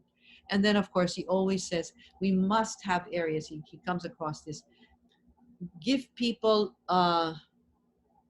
some common areas that they can enjoy. And that's why I think it's cruel when you take common areas and you build buildings on it. We need parks. We need people, especially people who are living in these very crowded areas. That's why they go in the Philippines. They go there to Luneta and places like that. We need open areas where they can breathe nature, and they're not all crowded in a small space. And even people who live in a condominium, you need to get out. I know that I'm having, um, when I was in Assumption, I realized that the children who are living in condominiums, uh, they need space. They can't run in their condominium. It's so small, and they can't go outside because you have to go down the elevator and outside. They're not allowed to go out there. They need space. They need space, and a condominium can just be just as confining, because, as I said, there's no place for the child to play, and there's no place for the child to interact with nature. We need that space. And then, of course, he also talks about public transportation. I mean, this Laudato Si just covers everything, okay? And of course, what he's also saying here, which is terrible, which we have done in this country, we take people, these informal settlers or squatters, and they just dump them anywhere. Here in the Philippines, we dumped a whole group of people on the railroad track, and we dumped them in East Caloocan. No water, no food, no public transportation, and nowhere to work. Well, of course, it became a den of thieves. It's full of drugs, it's full of sexual abuse. We can't do this to human beings.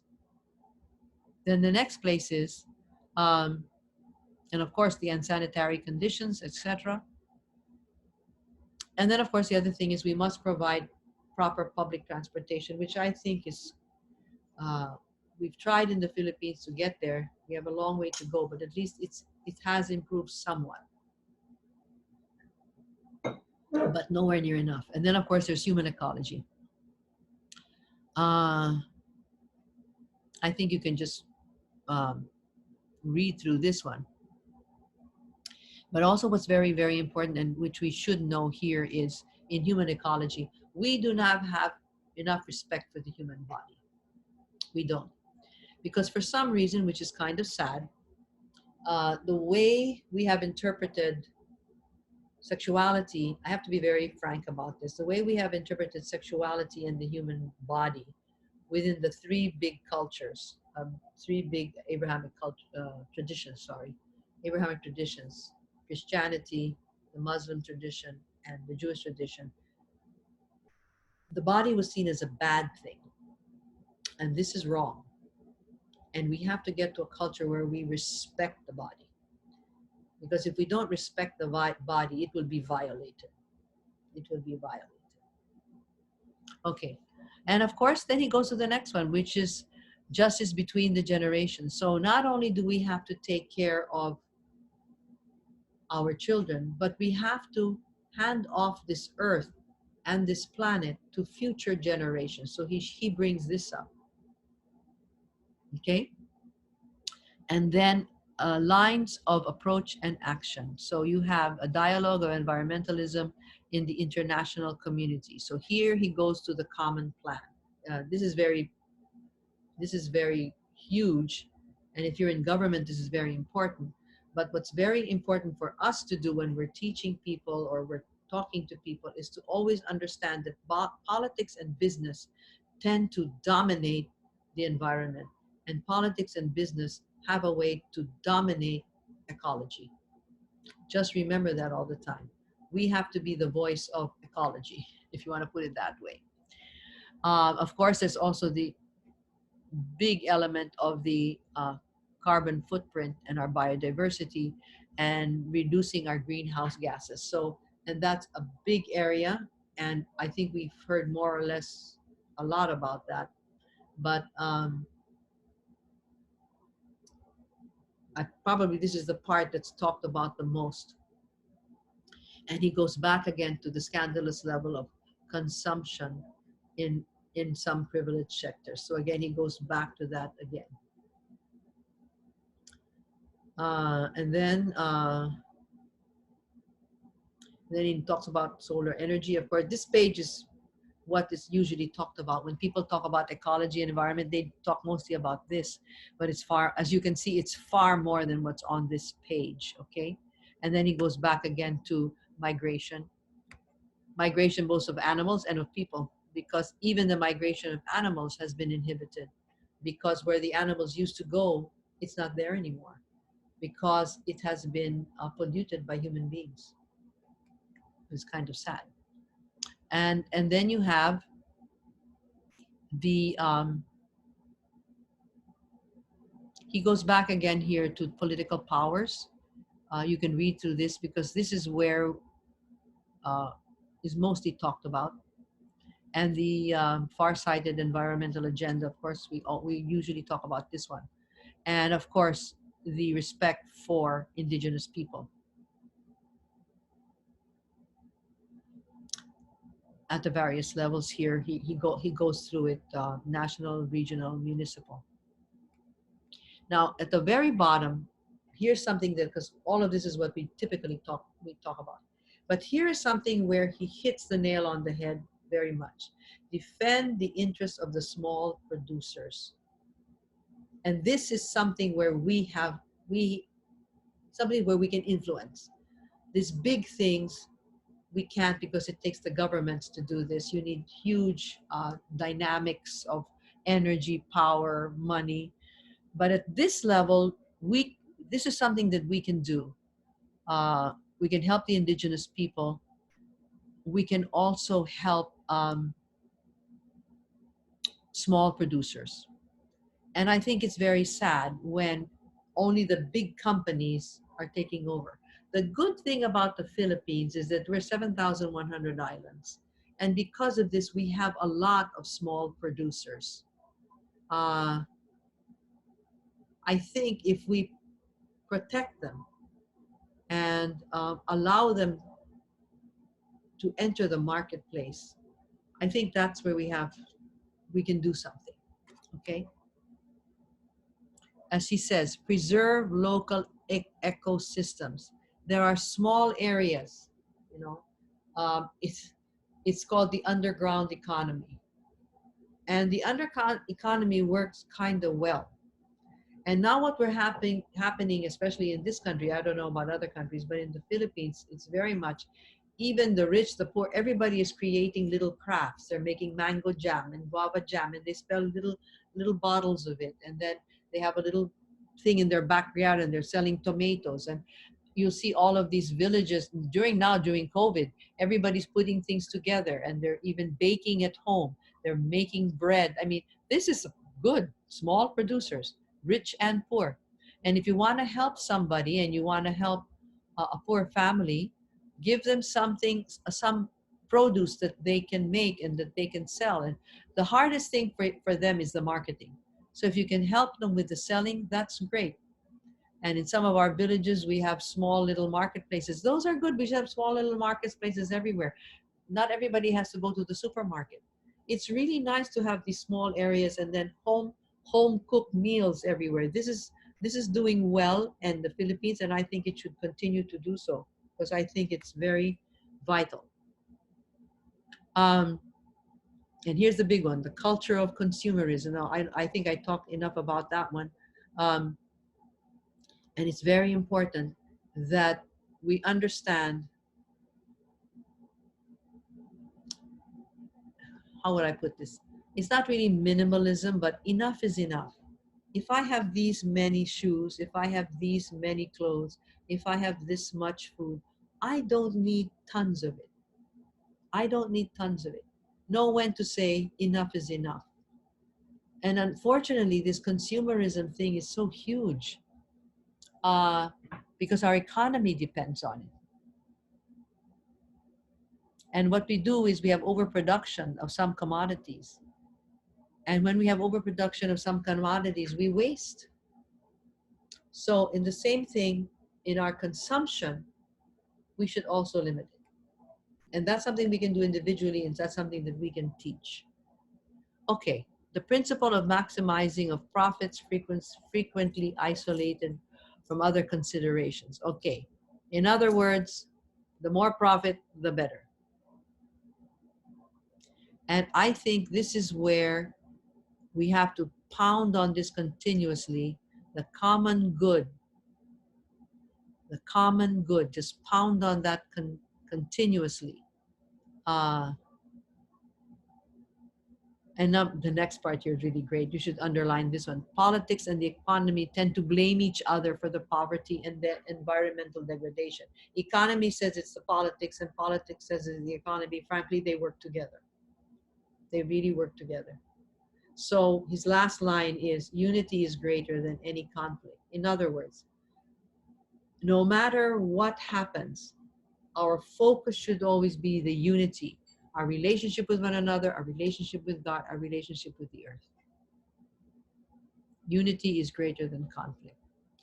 And then religions in dialogue and in science. So here I just go over this very, very briefly. Again, what he believes the church can do, and those of us at our level that we're not in government, what we can do is create dialogue. Dialogue between science and religion, dialogue among us individuals.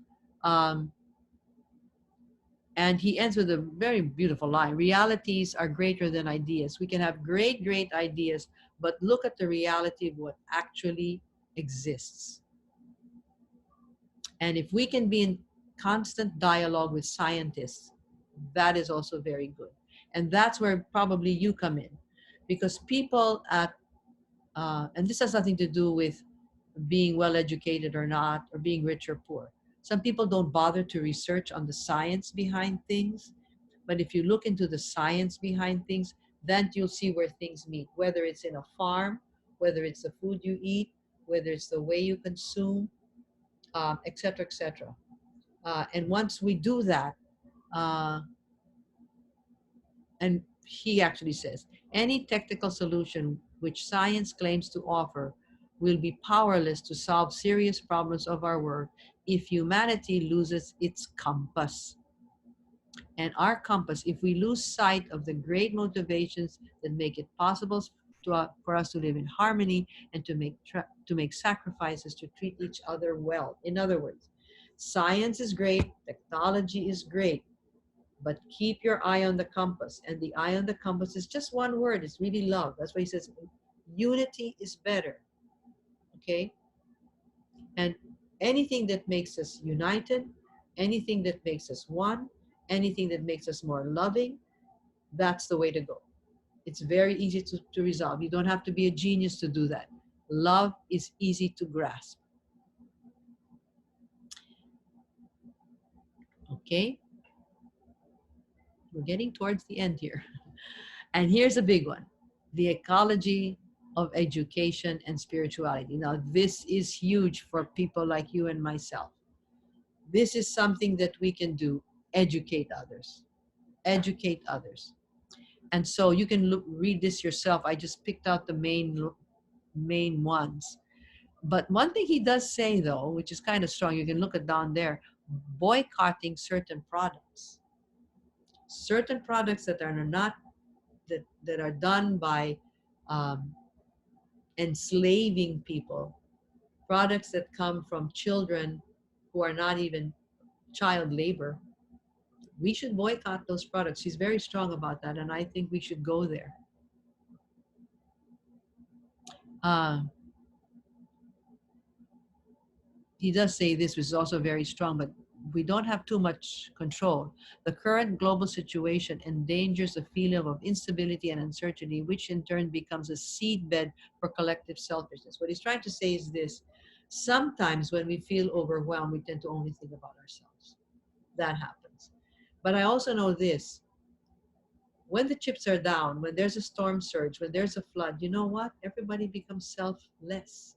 People go out and they want to help. It's kind of interesting. Where you think people are going to hoard, here in the Philippines, what I have found is people become generous, which of course is what he said. Deep down inside, we human beings are made for love. We really are. And he says here, purchasing is always a moral and not simply economic. In other words, what you purchase, make sure it's properly made. And if it's not, find out how it's made. And make sure that people are doing this and they're not getting paid correctly. Do your research. Okay, very important. Purchasing is an economic act because if you buy it, and this is one of the problems, we tend to buy things from China because they're cheap. Yeah, but you know, many of these Chinese hardly earn any money at all. And that's why I always feel very uneasy about it. Especially when you see the little children in the streets and they're carrying a baby, it's not even their baby, because they think that you're going to give them money and then they give it to a syndicate. What I do is I don't give them money, I give them food because they're going to eat it.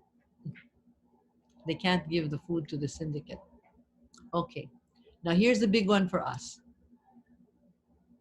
We have to educate. That's something that we can do. Environmental education is very important, and that's something that's within our reach. Okay, educate, educate, educate, and we have to become ecological citizens. We have work for ecological citizenship. We're not just citizens of our country, we are citizens of the earth, and we are citizens of ecology, and that's what we have to teach. And what we also have to teach is um, very simple things. It's funny, he puts it down here. Learn just how to say thank you. Isn't that interesting? Just learn how to say thank you. So our ecological citizenship is learn to say thank you as an expression of gratitude. Create a culture of a shared life. He keeps saying the same thing over and over again. Of course, he says here, he hopes that uh, seminaries and houses of formation will provide an education in responsible simplicity of life, in grateful contemplation of God's work. And you know what he's also saying here? Be careful, those of us that are preaching, we teachers, we have to be simple. We have to be simple. That's why he's saying, he chose Saint Francis. And you all know that Pope Francis refuses to wear those red Prada shoes that the popes were given by Prada. You know, the beautiful, beautiful leather red shoes. He refuses to wear it. He wears black shoes. Why? Because of this. We have to do this. Simple. Not destitute. You shouldn't be starving. Simple. Just simple. Okay? Ecological conversion. So what he's saying is we all have to go through this, an ecological conversion. And life of the spirit is not dissociated from the body or from nature or from worldly realities, but we have to live within it in communion with everything around us. So our conversion means a commitment, this lofty commitment, this lofty cannot be sustained by doctrine alone.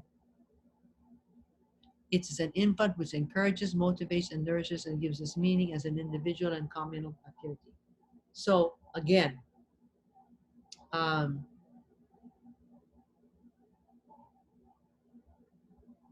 isolated individuals can lose their identity and freedom to escape the utilitarian mindset and end up prey to unethical consumerism. So what he's trying to say is if you're educated and if you isolate yourself, you can be prey to other people. So you have to have what he calls here social and ecological awareness. Okay, conversion means you have to have an awareness. Okay, of course, he says this tax make great demands on us. Hang in there, this is ending soon. ecological conversion can inspire us to greater activity and enthusiasm in solving the world's problems. And then he talks about joy and peace. Less is more. This is what I was saying, simplicity. And he says we have nerve-wracking distractions or a cult of appearances. Many people today sense a profound imbalance, okay, and the constant hurrying to do one thing and another thing. And he says, um,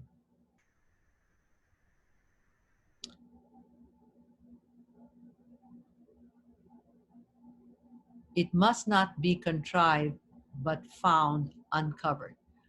The Creator, who lives among us and surrounds us, who's present, it cannot be contrived, it is found and uncovered. In other words, God is everywhere. You just have to find and uncover it because God is there. God is there. But it takes giving up some things. And it's very interesting. When the rich man came to him, what can I do? He said, well, sell what you have and come and follow me. But of course, he couldn't give it up.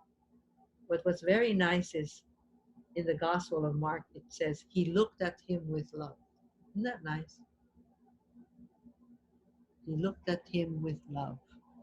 He was still too restless and he went on and he looked at Jesus and he loved Jesus. And Jesus looked at him and loved him too. I think that young boy came back later. That's what I think. Okay, anyway.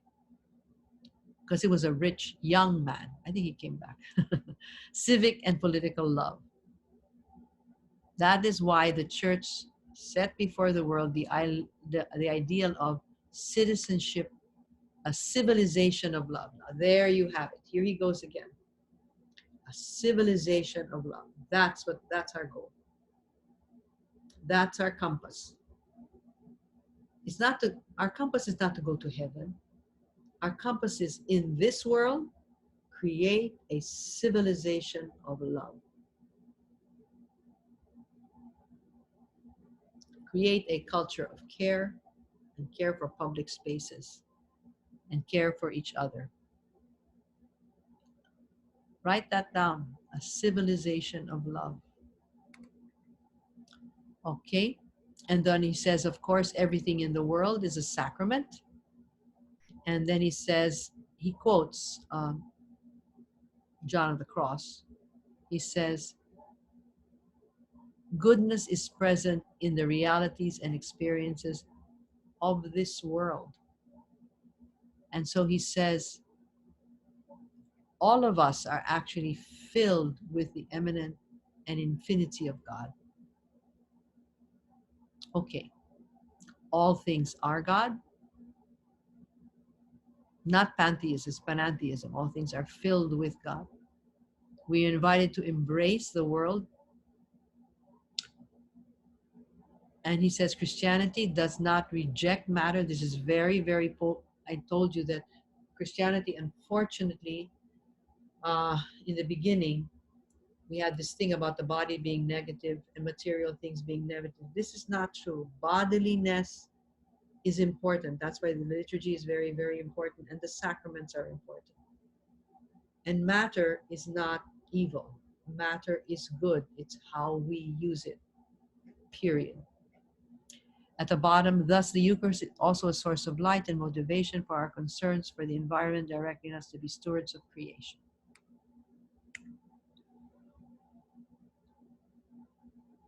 And here's a beautiful part.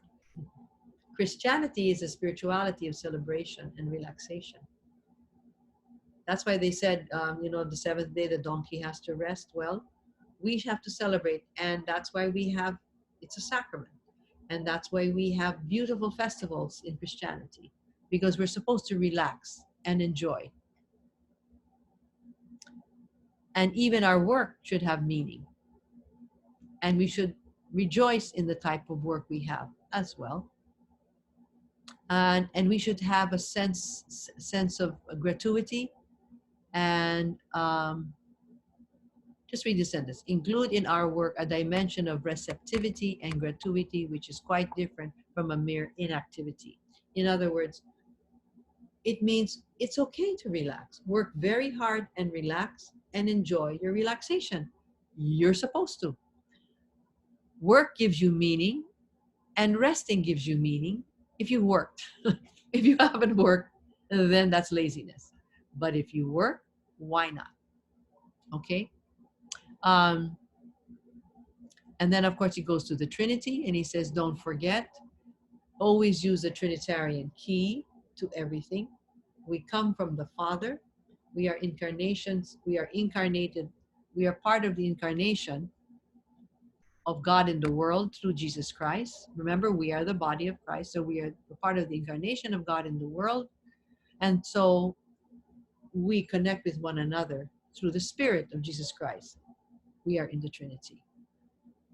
And of course, he brings in Mary, which is very nice, and who always looks after us because she knows the world is wounded. And we as human beings, as wounded human beings, we can always go to our mother. And Joseph is there to protect us against violence. How very interesting. And of course, he ends with go beyond the sun, and he says, from Revelation, I make all things new in the heart of the world, the Lord of life. You love us so much and is always present. What's important is I make all things new. And yes, God will make all things new, but we're not supposed to sit down and wait for God to do it. God wants us to make all things new. So that's it, and it ends with the prayer for the earth, etc. And so this is the end of this. This has been a very, very long one. I hope you broke it up into parts and you broke up the very important words that I hope I pointed out to you.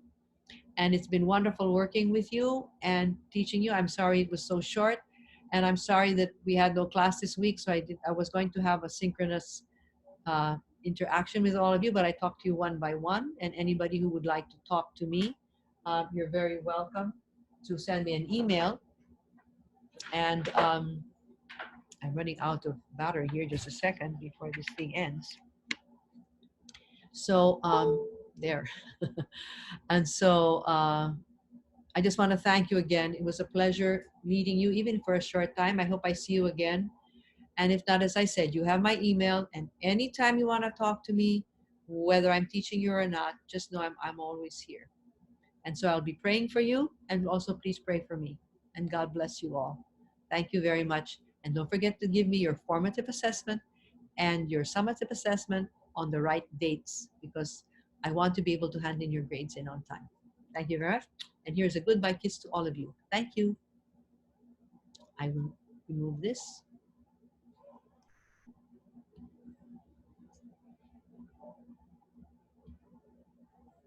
Goodbye.